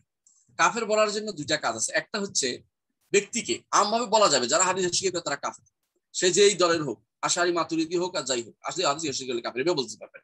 একটা ব্যক্তিকে বলতে পারবেন না, বা একটা পুরো গোষ্ঠীকে একসাথে বলতে পারবেন না। কারণ গোষ্ঠীর ভিতরে অনেকে না বুঝেও ঢুকে, অনেকে বিভিন্ন দলে ঢুকছে, সে এই দলের ম্যানিফেস্টোও পড়ে না, হয়তো সে জানে না, সে মনে করে আমার দল করা দরকার, দুনিয়ার লাভ হওয়া দরকার, এটা মনে করে করে। অনেকে কিন্তু দল ইয়াও বিশ্বাসও করেন, দলের কাজ কর্মকাণ্ডগুলি। আমি অনেক মানুষকে পাবেন যে সেকুলারিজম বিশ্বাস করে না, কিন্তু তারপরে সে একটা দল করে বেড়ায়, আপনি দেখবেন। তো সুতরাং এই জন্য কোন দলকে পাইকারি ভাবে বলা যায় না, যতক্ষণ পর্যন্ত না সেই দলের সবাই একই বিশ্বাসী। যেমন জাহমিয়া কাফের, এটা বলতে পারি আমরা। অথবা বলতে পারেন যে যারা কারামাতা তারা কাফের, অথবা বলতে পারেন যারা বাতিনি ফেরকা তারা কাফের। কারণ তারা এই আলাদা হয়ে গেছে, তাদেরকে এই আহলে সুন্নাতের কোনো কিছু তাদেরকে আর পাচ্ছে না। তারা 72 ফেরকার বাইরের মানুষ। 72 ফেরকার ভিতরে যারা আছে তাদেরকে পাইকারি ভাবে কাফের বলা যায় না। তাদেরকে কি বলতে হবে? তাদেরকে বলতে হবে তাদের মধ্যে যারা এই আকীদা পোষণ করে তারা কাফের। এর মধ্যে যদি ব্যক্তিকে বলতে হয়, তখন ব্যক্তির মধ্যে দুটি কাজ করতে হবে। এক নম্বর হচ্ছে তার মধ্যে শর্ত পূরণ করতে হবে, একটা হচ্ছে তার বাধা দূর করতে হবে। শর্ত হচ্ছে দুটি। একটি হচ্ছে তাকে এই জিনিসটা যে কুফরি, এটা কোরআন হাদিসে দলিল তাকে বুঝাতে হবে। দ্বিতীয় শর্ত হচ্ছে তার মধ্যে সন্দেহ থাকলে তা দূর করতে হবে। এই দুইটি শর্ত পূরণ। তার বাধা হচ্ছে 5টি। একটা হচ্ছে তার মূর্খতা থাকলে তাকে বলা যাবে না, অপব্যাখ্যা থাকলে তাকে কাফের বলা যাচ্ছে না সরাসরি, অথবা তার মধ্যে সে বিপদে জোর করে বলা হচ্ছে কিনা সেটা আপনি জানেন কিনা সেটাকে কাফের বলতে পারবেন না, অথবা কেউ অনুসরণ করে চলছে, জানে না, তাকলিদ করে চলছে, তাকেও এই জন্য কাফের বলতে পারবেন না। অথবা এমন কোনো কাজ সে করেছে যেটা এমন কোনো জায়গায় আছে যেখানে তার কাছে ইলম পৌঁছে নেই, অজ্ঞতা থাকলে সেখানেও তাকে কাফের বলতে পারবেন না। অর্থাৎ এই জিনিসগুলো আমরা আলোচনা করেছি বিভিন্ন সময় বিভিন্ন জায়গাতে, আলহামদুলিল্লাহ সেখান থেকে জেনে নিতে পারবেন। তো বলতেছিলাম যে নির্ধারিত এই জন্য আমরা আশারি, মাতুরিদি, জাহমি এদেরকে গোড়া মাযহাবী এদের কাফের বলি না, কারণ এদের নির্ধারিত করে কাউকে সুন্নাহর বিরোধী যাকে প্রমাণ করতে পারবেন। সুন্নাহর বিরোধী হলো তাকে এই সন্দেহগুলোর কারণে এবং এই শর্তগুলি পূরণ না হওয়া এবং সন্দেহগুলো দূর না হওয়া, বাধাগুলো দূর না হওয়া, এগুলোর কারণে তাকে আমরা কাফের বলি না। আশা করি বিষয়গুলো বুঝছেন। আহলে সুন্নাত ওয়াল জামাত সবচেয়ে বেশি সৌন্দর্য হচ্ছে এখানে যে তারা কাউকে সরাসরি কাফের বলে না, যতক্ষণ পর্যন্ত না তার কাছে এই শর্ত পূরণ হচ্ছে। অন্যরা কিছু হলেই অন্যদেরকে কাফের বলে। আপনি অনেককে জানবেন, বড় বড় দরবারের পীরেরা কথায় কথা অমুক কাফের তমুক কাফের, কিন্তু আপনি কখনো দেখবেন না আমরা কাউকে কাফের বলেছি নির্দিষ্টভাবে, যতক্ষণ পর্যন্ত না তার কাছে ইমানের ব্যাপার, তার কুফুরের ব্যাপারে সরাসরি আমরা দেখছি কুফুরের উপর মারা গেছে, আমরা দেখতে পাচ্ছি, অথবা সে কুফুরি কাজ করে কুফুরি রচনা করে গেছে, সেটাকে আমরা কাফের বলে থাকি। কিন্তু সন্দেহ বা এই জাতীয় তাওয়িল বা তাকলিদ বা জাহাল বা তাওয়িল বা ইয়ার ব্যাপারে অজ্ঞতা এগুলো যদি থাকে সেগুলোকে আমরা আমরা কাফের বলি না, এটা আমরা বলেছি একটু আগে। বুঝছেন? 10 নম্বর প্রশ্ন, নিজের নিজের জমি ডেভেলপার কোম্পানিকে দেওয়া কি জায়েজ? কারণ তারা ব্যাংক লোন নিয়ে বাড়ি তৈরি করে থাকে। আপনার জন্য ডেভেলপার কোম্পানিকে দেওয়া জায়েজ আছে, শর্ত চুক্তি করবেন এটা যে আমাকে এগুলো দিবা, তুমি এগুলো নিবা। সে কোত্থেকে টাকা দিবে এটা যেন আপনার দায়িত্বের ভিতরে পড়বে না, এটা যেন আপনি গুনাহগার হবেন না। যদি না আপনার পরবর্তীতে ভাগ করে দেয়, তুমি এত টাকা সুদ পরিশোধ করবে, তুমি যদি উঠতে হয় এত টাকা সুদ করে, এটা যদি কোনো দেওয়া হয় তখন আপনি এটা নিতে পারবেন না, কারণ আপনি এসে জড়িত হয়ে পড়লেন। বর্তমানে অবস্থা এমন দাঁড়িয়েছে, হারাম যখন প্রবল হয়ে যায় তখন একজন মানুষ তার অংশটুকু নিয়ে চিন্তা করবে, পুরো জাতি নিয়ে তখন চিন্তা করে আপনি চলতে পারবেন না। এই জন্য ইমামরা ফিকহের মাসালাতে অনেকখানে রেখেছেন এই মাসালাগুলো। আমি আমার ফতোয়ার হামাবিয়াল কুবরা ব্যাখ্যার ভিতরে আলোচনা করেছিলাম যে হারাম যখন প্রবল হয়ে যাবে তখন কি করতে হবে। ইসলামী শরীয়ত আলেমরা এটা বলেছে, যখন হারাম এত বেশি প্রবল হয়ে গেছে, হারাম ছাড়া চলা যায় না, একজন মানুষ তার নিজেকে নিয়ে ফয়সাতে নাফসি, নিজের ব্যাপারে চিন্তা করবে যে আপনি যেটা পাচ্ছেন এটা হালাল কি, ওই লোক থেকে আনতেছে এটা আপনি দেখবেন না। আপনি অনেক মানুষকে আপনি বর্তমানে যারা সরকারি চাকরি করে, যদি আপনি এটা দেখতে যান কারো সরকারি চাকরি যে হালাল হবে না এটা দেখতে গেলে, কিন্তু এটা ঠিক নয় কথাটা। আপনি পড়াচ্ছেন আপনারটা হালাল, কিন্তু আপনি হারাম সুদী ব্যাংকে চাকরি করছেন, আপনি আপনারটা হারাম এমন কিছু দিক না। সুদী ব্যাংক হলে আপনাকে বলে যে তোমাকে আমি এখান থেকে বেতন দিচ্ছি না, অমুকখান থেকে দিচ্ছি, তাও আপনার শুদ্ধ থেকে দিচ্ছি, তাও জায়েজ হবে না আপনার জন্য, কারণ আপনার কাজটা তো হারাম। এই জন্য আপনি যেটা করতেছেন তার সাথে ডেভেলপার কোম্পানির সাথে, ডেভেলপার কোম্পানি আপনাকে এটা বুঝে দিবে, এটা দায়িত্ব হচ্ছে যে সে কোথেকে দিয়ে বলে নাই যে আমি আপনাকে সুদের অংশ নিতে হবে, সুদের ভাগ নিতে হবে, অথবা সুদের জন্য আপনি দস্তখত, সুদ থেকে আমি নিচ্ছি আপনি দস্তখত দিতে হবে, আপনাকে অংশগ্রহণ করতে হবে, আপনাকে শরীক হতে হবে, এরকম কোনো কথা না বললে আপনার জন্য তার সাথে ডেভেলপার কোম্পানির সাথে কাজ করা আপনার জন্য জায়েজ হবে, কোনো সমস্যা নেই। তার গুনাহ হবে, সে সরাসরি ওইটার সাথে জড়িত হয়েছে, সে গুনাহগার হবে। আপনি কোথাও সাক্ষী হতে পারবেন না, দস্তখত দিতে পারবেন না, অংশ নিতে পারবেন না, শরীক হতে পারবেন না, কিন্তু আপনার সাথে চুক্তি যেটা আছে এটা যদি কোনো শুদ্ধ হয় আপনার জন্য এই অংশ নেওয়া শুদ্ধ এবং জায়েজ, কোনো সমস্যা নেই। 11তম প্রশ্ন, 5-6 বছরের মধ্যে যদি কোরআনে হাফেজা হতে চাই তাহলে কিভাবে কতটুকু পরিমাণে কোরআন মুখস্থ করতে পারি, উপদেশ দিলে উপকৃত হব। আল্লাহ আপনাকে ভালো রাখে। আলহামদুলিল্লাহ বোন, আল্লাহ আপনাকে হাফেজা বানিয়ে দিন। আমি জানি না আপনি কতটুকু বয়সে শুরু করছেন, তো বয়স হলে পড়তে একটু কষ্ট হয়, কোনো সন্দেহ নেই। আপনার হাফেজ হওয়া কঠিন হয় না তা নয়। আমাদের হুযায়ফি হাফিজাহুল্লাহ আমার উস্তাদজি, তিনি বড় বয়সে হেফজ করেছেন, যখন বয়স বেশি তখন হেফজ করেছেন। আলহামদুলিল্লাহ কোনো সমস্যা নেই, তিনি এখন পর্যন্ত মুসলিমের ইমাম, নামাজ পড়াচ্ছেন, তারাবিও পড়াচ্ছেন, কোনো সমস্যা হচ্ছে না। তো হেফজ করতে পারেন। নিয়ম হচ্ছে হেফজের 5 আয়াত পড়বেন, 5 আয়াত মুখস্থ করবেন আজকে, কালকে 5 আয়াত, এইভাবে 10 আয়াত 10 আয়াত, যতটুকু আপনার ব্রেনে কুলায় ততটুকু করবেন। তবে পরের দিন আগেরটা সহ করতে হবে, যতটুকু হেফজ করছেন পরের দিন এটা সহ করতে হবে, এবং যখন এক পারা পুরো হবে তখন পুরোটা একবার বারবার করতে হয়, যতক্ষণ এই পারা শেষ না হচ্ছে সামনের পারা যাবেন না। এইভাবে পড়লে আপনার হেফজটা সুন্দর হবে। আলহামদুলিল্লাহ এভাবে পড়েন, আশা করি হেফজটা দ্রুত হবে। বেশি নিবেন না, বেশি নেওয়া বড় কথা না, যত বেশি মুখস্থ করবেন তত বেশি তাড়াতাড়ি চলে যাবে। যতটুকু পারেন অতটুকু নিবেন, কারণ হচ্ছে পরের দিন আপনাকে আগেরটা সহ করতে হচ্ছে, একটু একটু করে আগান। এটা হচ্ছে এই কোরআন হেফজের ক্ষেত্রে নিয়ম, এটা উত্তম নিয়ম, এটা গ্রহণ করে নিবেন। পরবর্তী প্রশ্ন হচ্ছে, হোমিওপ্যাথি নিয়ে পড়াশোনা কি জায়েজ? হোমিওপ্যাথিতে অ্যালকোহল মিশানো হয়ে থাকে, হোমিওপ্যাথি পড়াশোনা জায়েজ, কোনো সমস্যা নেই। হোমিওপ্যাথি অ্যালকোহল মিশানো থাকলে, অ্যালকোহল বিভিন্ন রূপ আছে, যেটা মাদক সেটা শুধুমাত্র হারাম, যেটা অ্যালকোহল যেটাতে যদি মাদকতা আসে তখন শুধুমাত্র হারাম হবে, নাহলে অ্যালকোহল কোনো হারাম নয়। সুতরাং এই শুধু অ্যালকোহল থাকলে হারাম মনে করার কোনো কারণ নেই। অ্যালকোহল ওষুধি নাম, অ্যালকোহল একটা ওষুধি নাম, অ্যালকোহল অর্থ মদ নয়। এটা যদি মদ বুঝে সে ভুল বুঝছে এখন পর্যন্ত। পরবর্তী প্রশ্ন হচ্ছে, আমরা 3 রাকাত নামাজ পড়ার সময় 2 রাকাত আত্তাহিয়াতু পরে দাঁড়াবো, ভুলে না দাঁড়িয়ে আত্তাহিয়াতু দোয়া মাসুরা পরে পড়ে এখন কি করেনি, এখানে কি সাজদা দিব? যদি আপনি সুন্নাহ অনুসরণ করে যদি আত্তাহিয়া পড়েন, তারপরে দোয়া দুরুদ পড়েন দ্বিতীয় রাকাতে, সুন্নাহ অনুসরণ করে দুরুদ পড়া জায়েজ আছে। যদি এটা করেন তাহলে আপনাদের কিছু দিতে হবে না, এটা সুন্নাত আছে। কেউ যদি বলে না এটা আমি অতিরিক্ত সুন্নাহটা পালন করলাম না, আমি শুধু আত্তাহিয়া পড়বো, তারা যথেষ্ট। বেশি পড়লেও তার জন্য কোনো কিছু নেই, সুযোগ নেই। কিন্তু যে ব্যক্তি অতিরিক্ত ভুল করে পড়ছে, ইচ্ছাকৃত না, আপনি ভুল করে পড়ছেন, কি পড়ছেন, দোয়া মাসুরাও পড়ে যাচ্ছেন, একেবারে শেষ মাথা চলে, তখন মনে হয়েছে আমি তো উঠি নাই, তখন উঠে যাবেন, আপনার জন্য সুযোগটা আছে। কারণ হচ্ছে দ্বিতীয় রাকাতে দোয়া মাসুরা নেই, আপনি এটা অতিরিক্ত কাজ করেছেন, এই জন্য আপনার জন্য সুযোগটা আছে, আপনি এখানে সুযোগ দিবেন। দ্বিতীয় রাকাতে চতুর্থ, হ্যাঁ সুন্নত নামাজে আপনি দোয়া মাসুরা সহ পড়বেন। 4 রাকাতে সুন্নত, 4 রাকাতে একসাথে পড়লো, 2 রাকাত পড়লো, দুই রাকাতে ফুল পড়বেন। শুধু ফরজ নামাজে দ্বিতীয় রাকাতে দোয়া মাসুরা নাই। এটা এখানে আনার অর্থই হচ্ছে আপনাকে এখানে অতিরিক্ত কাজ করেছেন, এই জন্য সজদা দিতে হবে, সজদা দিতে হবে। আশা করি বিষয়টা বুঝছেন। পরবর্তী প্রশ্ন, কোরআনের 60টি আঞ্চলিক ভাষা অবতীর্ণ হয়েছে, এই ভাষার সকল ভাষার কেরাত জানা কি আমাদের জন্য আবশ্যক? 7টি ভাষায় নাজিল হয়েছে আহরুফ, ঠিক আছে। 7টি ভাষার একটাই এখন আছে, এখন 7টা নাই। যে একটা আছে এটাই এখন 10 কেরাত। বর্তমানে যে এটা আছে এটা কুরাইশের লোগা, এবং এইটাতেই 10 কেরাত। সুতরাং এটা ওই 7 ভাষা নয়। এই 7 ভাষা যদি কেউ জানতে, এই বর্তমানে 10টি কেরাত যদি কেউ জানতে পারে আলহামদুলিল্লাহ, সে শোনায় সোহাগা, ভালো হলো। না জানলে এটা ফরজ না ওয়াজিব, এবং এটা একটা সুন্নাত। সুন্নাত কি?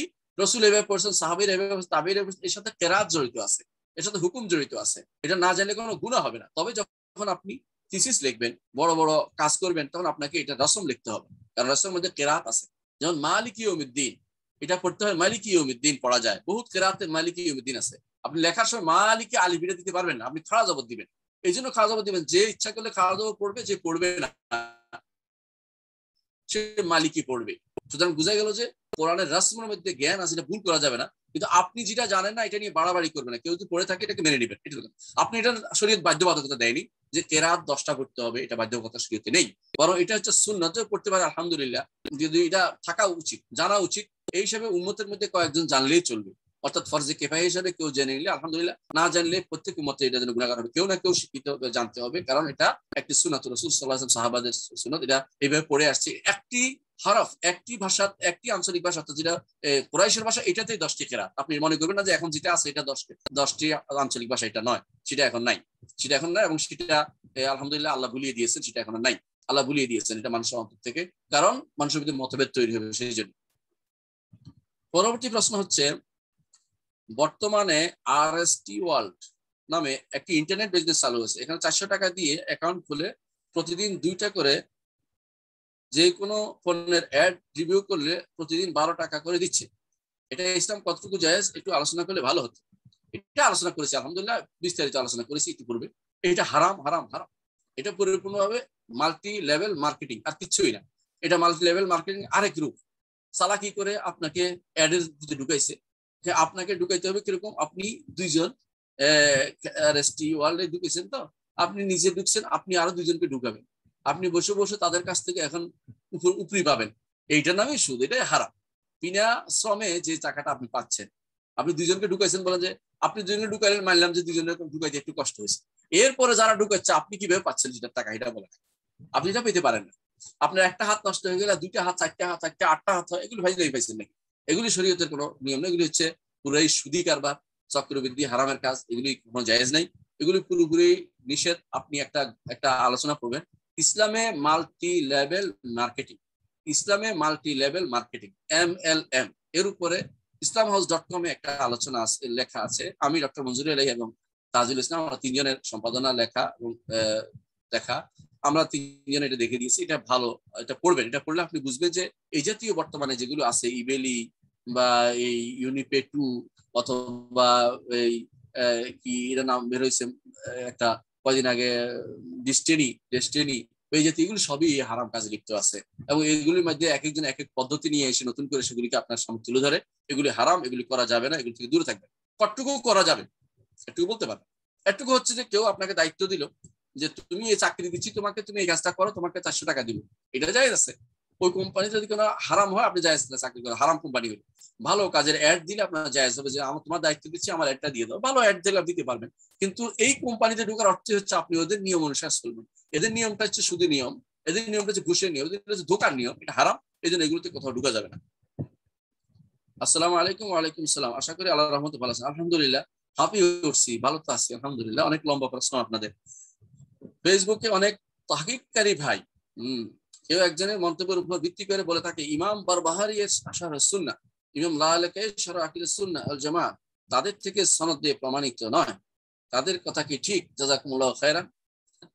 এগুলি হচ্ছে অতিরিক্ত কথা, এগুলি অতিরিক্ত কথা, এগুলি গ্রহণ করা যাবে না, এগুলি শোনা যাবে না, মানা যাবে না। যদি কেউ এগুলিকে বলে তাদেরকে তো অ্যাভয়েড করে চলবে। আপনি এরকম খুঁজলে আপনি বুখারীর সনদ পুরোপুরি মিলাতে পারবেন না, মুসলিমের পারবেন না, আবু দাউদ নাসাই পারবেন না। এগুলি কারা খুঁজে জানেন? এগুলো হচ্ছে বিভ্রান্ত তৈরিকারী মানুষগুলো। নিয়ম হচ্ছে কোনো কিতাব তার জন্য হওয়া, মুখের পক্ষে হওয়ার নিয়ম হচ্ছে এটা, প্রথমত তার পাণ্ডুলিপি পাওয়া যায়, পাণ্ডুলিপি তার হাতের লেখা অথবা তার ছাত্রের হাতের লেখা, অথবা তারা কার থেকে শুনেছে লেখেরা, অথবা যে বিশ্বস্ত ব্যক্তি কোনো ব্যক্তি সেখান থেকে বইতে নকল করে নিয়ে আসছে। যেমন ইমাম আবু হানিফার গ্রন্থ নিয়ে আসছে ইমাম ইবনে তাইমিয়া অথবা ইবনে কাসির, অথবা যুগে যুগে এই কিতাবটির এত এত এত এত পাণ্ডুলিপি পাওয়া যাচ্ছে, কেউ বিরুদ্ধে বলে নাই। অথবা যারা এই গ্রন্থকদের নাম লেখে, যেমন যেমন ইয়া আমাদের আলাম জিরিকলি, অথবা ধরেন যারা মুজামুল মুআল্লিফিন নাম লিখছে যারা, অথবা ধরেন হাজী খলিফা কাশফুজ জুনুন, এরা নাম লিখে রাখে অমুক ব্যক্তির অমুক কিতাবটা, অমুক ব্যক্তির অমুক কিতাবটা, এভাবে নাম লেখে।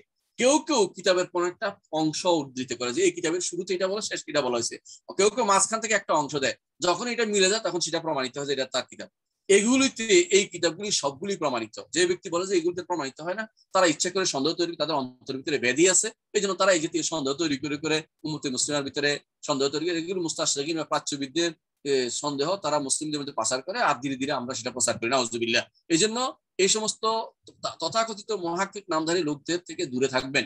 এরা তাহকিকের নামে ভণ্ডামি করছে, এরা দ্বীনের নামে খেলা করছে, এদের থেকে দূরে থাকবেন। এরা ইমামদেরকে পর্যন্ত শ্রদ্ধা করে, সম্মান করে না। এদের থেকে কোনো কথা আমি শুনবো না, কারণ আমরা আলহামদুলিল্লাহ এই বিষয়ে আমরা সন্দেহের মধ্যে নেই। যারা সন্দেহ আছে তারা তাহকিক করে সন্দেহ থাকুক, এরা তাদের সন্দেহ ঢুকিতে চায়। আপনি তাদেরকে বন্ধু বানাবেন না ফেসবুকে, তাদের কোনো কথাকে প্রসারক করবেন না, তাদের কোনো কথা পাইলে সেটাকে তখনই ফেসবুক সেখানে ডিলিট করে দিবেন, এবং সেখানে সেটা যেন আপনার কাছে আর তাদের কিছু আসতে না পারে ব্লক করবেন, এবং তাদের কোনো কিছু আপনি আলোচনায় আনবেন না, শুনবেন না, কারো কাছে সেটা নিয়ে আলোচনা করবেন না। মনে রাখবেন যে এরা ফেতনাবাজ, এবং এদের ব্যাপারে মানুষকে ব্যাপকভাবে সাবধান করে দিবেন। কারণ ফেতনাবাজরা যত তাহকিকের নাম দিয়েছে এই কাজ করেছে। খারেজিরা তাই করতো। খারেজিরা কি করতো? সন্দেহ তৈরি করতো সব কাজ, যে এটা কি না, এটা কি ওইটা কিনা। সাহাবায়ে কেরাম ব্যাপারে কোনো সন্দেহ করেন নাই, আপনি জানেন সাহাবায়ে কেরাম তাদের বিরুদ্ধে দাঁড়িয়েছে। এর অর্থ হচ্ছে সন্দেহ থাকলে মানুষ এগুলি আরেকজনের কাছে পাচার করতে পছন্দ করে। সন্দেহ কখনো সুযোগ দিবেন না আপনার অন্তরে ঢুকার জন্য, আপনার কাছে আসার জন্য সন্দেহ করবেন না। পরবর্তী প্রশ্ন, পুরুষদের জন্য নার্সদের কাছ থেকে টিকা নেওয়া যাবে কি? খুব জটিল প্রশ্ন। নার্সরাই টিকা দিয়ে থাকে, পুরুষরা টিকা দেয় না, বেশিরভাগ নার্সরাই টিকা দিয়ে থাকে। তো আপনি তার দিকে তাকাবেন না যতক্ষণ পারেন। টিকা তো একটা ওষুধ হিসাবে ডাক্তারেরা করতে পারে, কিন্তু দুর্ভাগ্যবশত এখন আমাদের পুরুষরা নার্সিং পেশা আসে না কেউ, কারণ তাদের মনে করে একটা লজ্জাজনক বিষয় ইত্যাদি ইত্যাদি। কিন্তু আলাদা থাকা উচিত, ছেলেদের আলাদা নার্স, মেয়েদের আলাদা নার্স থাকা উচিত, এবং হাসপাতাল আলাদা হওয়া উচিত, এবং ডাক্তার আলাদা হওয়া উচিত। এগুলির জন্য এগুলি কখনো কখনো পর্যায়ে আইন হয়ে যায়, কিন্তু আমরা সেগুলো গুরুত্ব দেই না। মেয়েদের জন্য কখনো যেন ডাক্তারি শিক্ষাটা পর্যায়ে আইন হয়ে যায়, কারণ সবাই যদি না হয় মেয়েরা ক্ষতিগ্রস্ত হবে, লজ্জাজনক অবস্থায় পড়ে যাবে। এই জন্য জানা উচিত। তো এই পেশাতে যারা বেশি ভালো করে তাদেরকে সবাই নিয়োগ দেয়, অথবা অনেকে মনে করে যে মেয়ের সুন্দর চেহারা তাকে দেখে পুরুষ পেটা ওষুধ ভুলে যাবে, এগুলো ফালতু কথা। বরং ছেলেদের দ্বারা দরকার ছেলেদেরকে ট্রিটমেন্ট করানো, মেয়েদের ট্রিটমেন্ট করানো দরকার। যদি কোথাও এর ব্যতিক্রম হয়ে যায়, সেখানে আপনি তার দিকে তাকাবেন না এবং তার কথা শুনবেন না। প্রয়োজনে আল্লাহকে ভয় করে ইস্তেগফার করবেন। কাজ তো নিতে হবে, সেবা তো নিতে হবে, সেবার ঘর আপনি কি করবেন? বিকল্প যদি না পান সেটা নিতে হবে। আল্লাহ আমাদের ক্ষমা করুন, আমাদের বিপদ থেকে উদ্ধার করার তৌফিক দিন। পরবর্তী প্রশ্ন, একটি রোড অ্যাক্সিডেন্টের পর আমার পায়ে বেশ কিছু সেলাই লেগেছে, ব্যান্ডেজ বাঁধা। ডাক্তার বলেছেন পানি যেন না লাগে। এখন ওজুর সময় তায়াম্মুম করছি, ফরজ গোসলের সময় কি করবেন? ওজুর সময় তায়াম্মুম করবেন এটা না, আপনি ওই পাটা ধুবেন না, ওই পাটার মধ্যে ভিজে হাত টেনে রাখবেন, হাত ভিজে ধুবেন, মাসে করবেন, এটা না টানবেন। অন্য জায়গায় আপনার উজু করতে হবে, অন্য জায়গায় যেটা পারবেন এটা উজু করতে হবে। পাত্তা করবো আমার তাতা আছে, যতটুকু আল্লাহ তাকে অবলম্বন করুন। যেটা পারবেন না এটা এখানে করবেন। যদি পানি শরীরে লাগাইলেই ক্ষতি হয়, এটা বলা হয়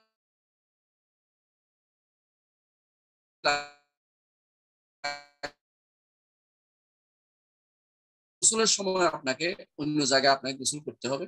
পাটাকে আপনাকে ভালো কিছু দিয়ে বেঁধে রাখবেন যেন পানি না ঢুকে। আর যে এমন হয় যে ডাক্তার বলে যে পানি লাগাইলে তোমার ক্ষতি হবে, সেটা সারা শরীরে যেখানে লাগুক, তাহলে আপনাকে তায়াম্মুম করলেও সেটা আদায় হয়ে যাবে, আপনার গোসল ফরজ গোসল আদায় হয়ে যাবে। এটা হচ্ছে বিধান, আশা করি বুঝছেন। পরবর্তী প্রশ্ন, 19 নম্বর প্রশ্ন। আচ্ছা, দুটি প্রশ্ন আছে। যেসব মহিলারা কানের দুল বা নাকের ফুল পরে, তারা ওযুর সময় কি নাক বা কানের ছিদ্রে পানি প্রবেশ করাবে? সন্দেহ থাকলে এই ক্ষেত্রে কানের দুল বা নাক ফুল খুলতে হবে। প্রথমত, নাকে কোনো কিছু পরবেন না, নাকে পরাটা সুন্নাহ না। এটা খুলে ফেলবেন, ধীরে ধীরে এটা যেন বন্ধ হয়ে যায় সে ব্যবস্থাপনা করবেন। নাকের মধ্যে ছিদ্র করাটা কোনো দলিল হাদিসে আসে না। এটা আমাদের পাক ভারতীয় একটি কি বলবেন অভ্যাস বা কুসংস্কার। এগুলি অনেক সৌন্দর্যের জন্য করে, এতে করে বড় সমস্যা হয় এটা যে নাকে পানি দিতে পারে না, ওজুর সমস্যা হয়, অনেক সময় নাক মুছতে পারে না, ময়লা বের করতে পারে না, নাকের ময়লা আটকে থাকে, অস্বাভাবিক কর্মকাণ্ড এগুলোর মধ্যে। কেন আপনি এটা করতে যান? নাকের মধ্যে এগুলো দিবেন না, কারণ নাক আপনার অজুর মধ্যে সবসময় লাগতে হয়, দিনে 5 বার সর্বনিম্ন, আর বা আরো বেশি তো লাগতে অনেক সময়। তো এই 5 বার আপনি বিপদে পড়তেছেন কেন? আপনি নাক এটা বন্ধ করে দিবেন, নাকের মধ্যে কোনো কিছু রাখবেন না। এটা সুন্নাহ নয়, এবং সুন্নাহ বিরোধীও হতে পারে, এবং এটা কুসংস্কার হতে পারে। কানের মধ্যে রাখবেন কিনা, কানের তলে তো নাকে ধুইতে হয়, অজু করে ধুইতে হয় না, সুতরাং আপনার জন্য লাগতেছে না। আর বুঝতে পারছেন, কানের লাগাইলে আপনি লাগাইতে পারেন, কোনো সমস্যা নেই, কারণ কানের বাইরের অংশ আপনাকে, কানের নিচ দিয়ে আপনাকে ধুইতে হয়, এটা কোনো সমস্যা, অজুর সমস্যা নেই। গোসলের সমস্যা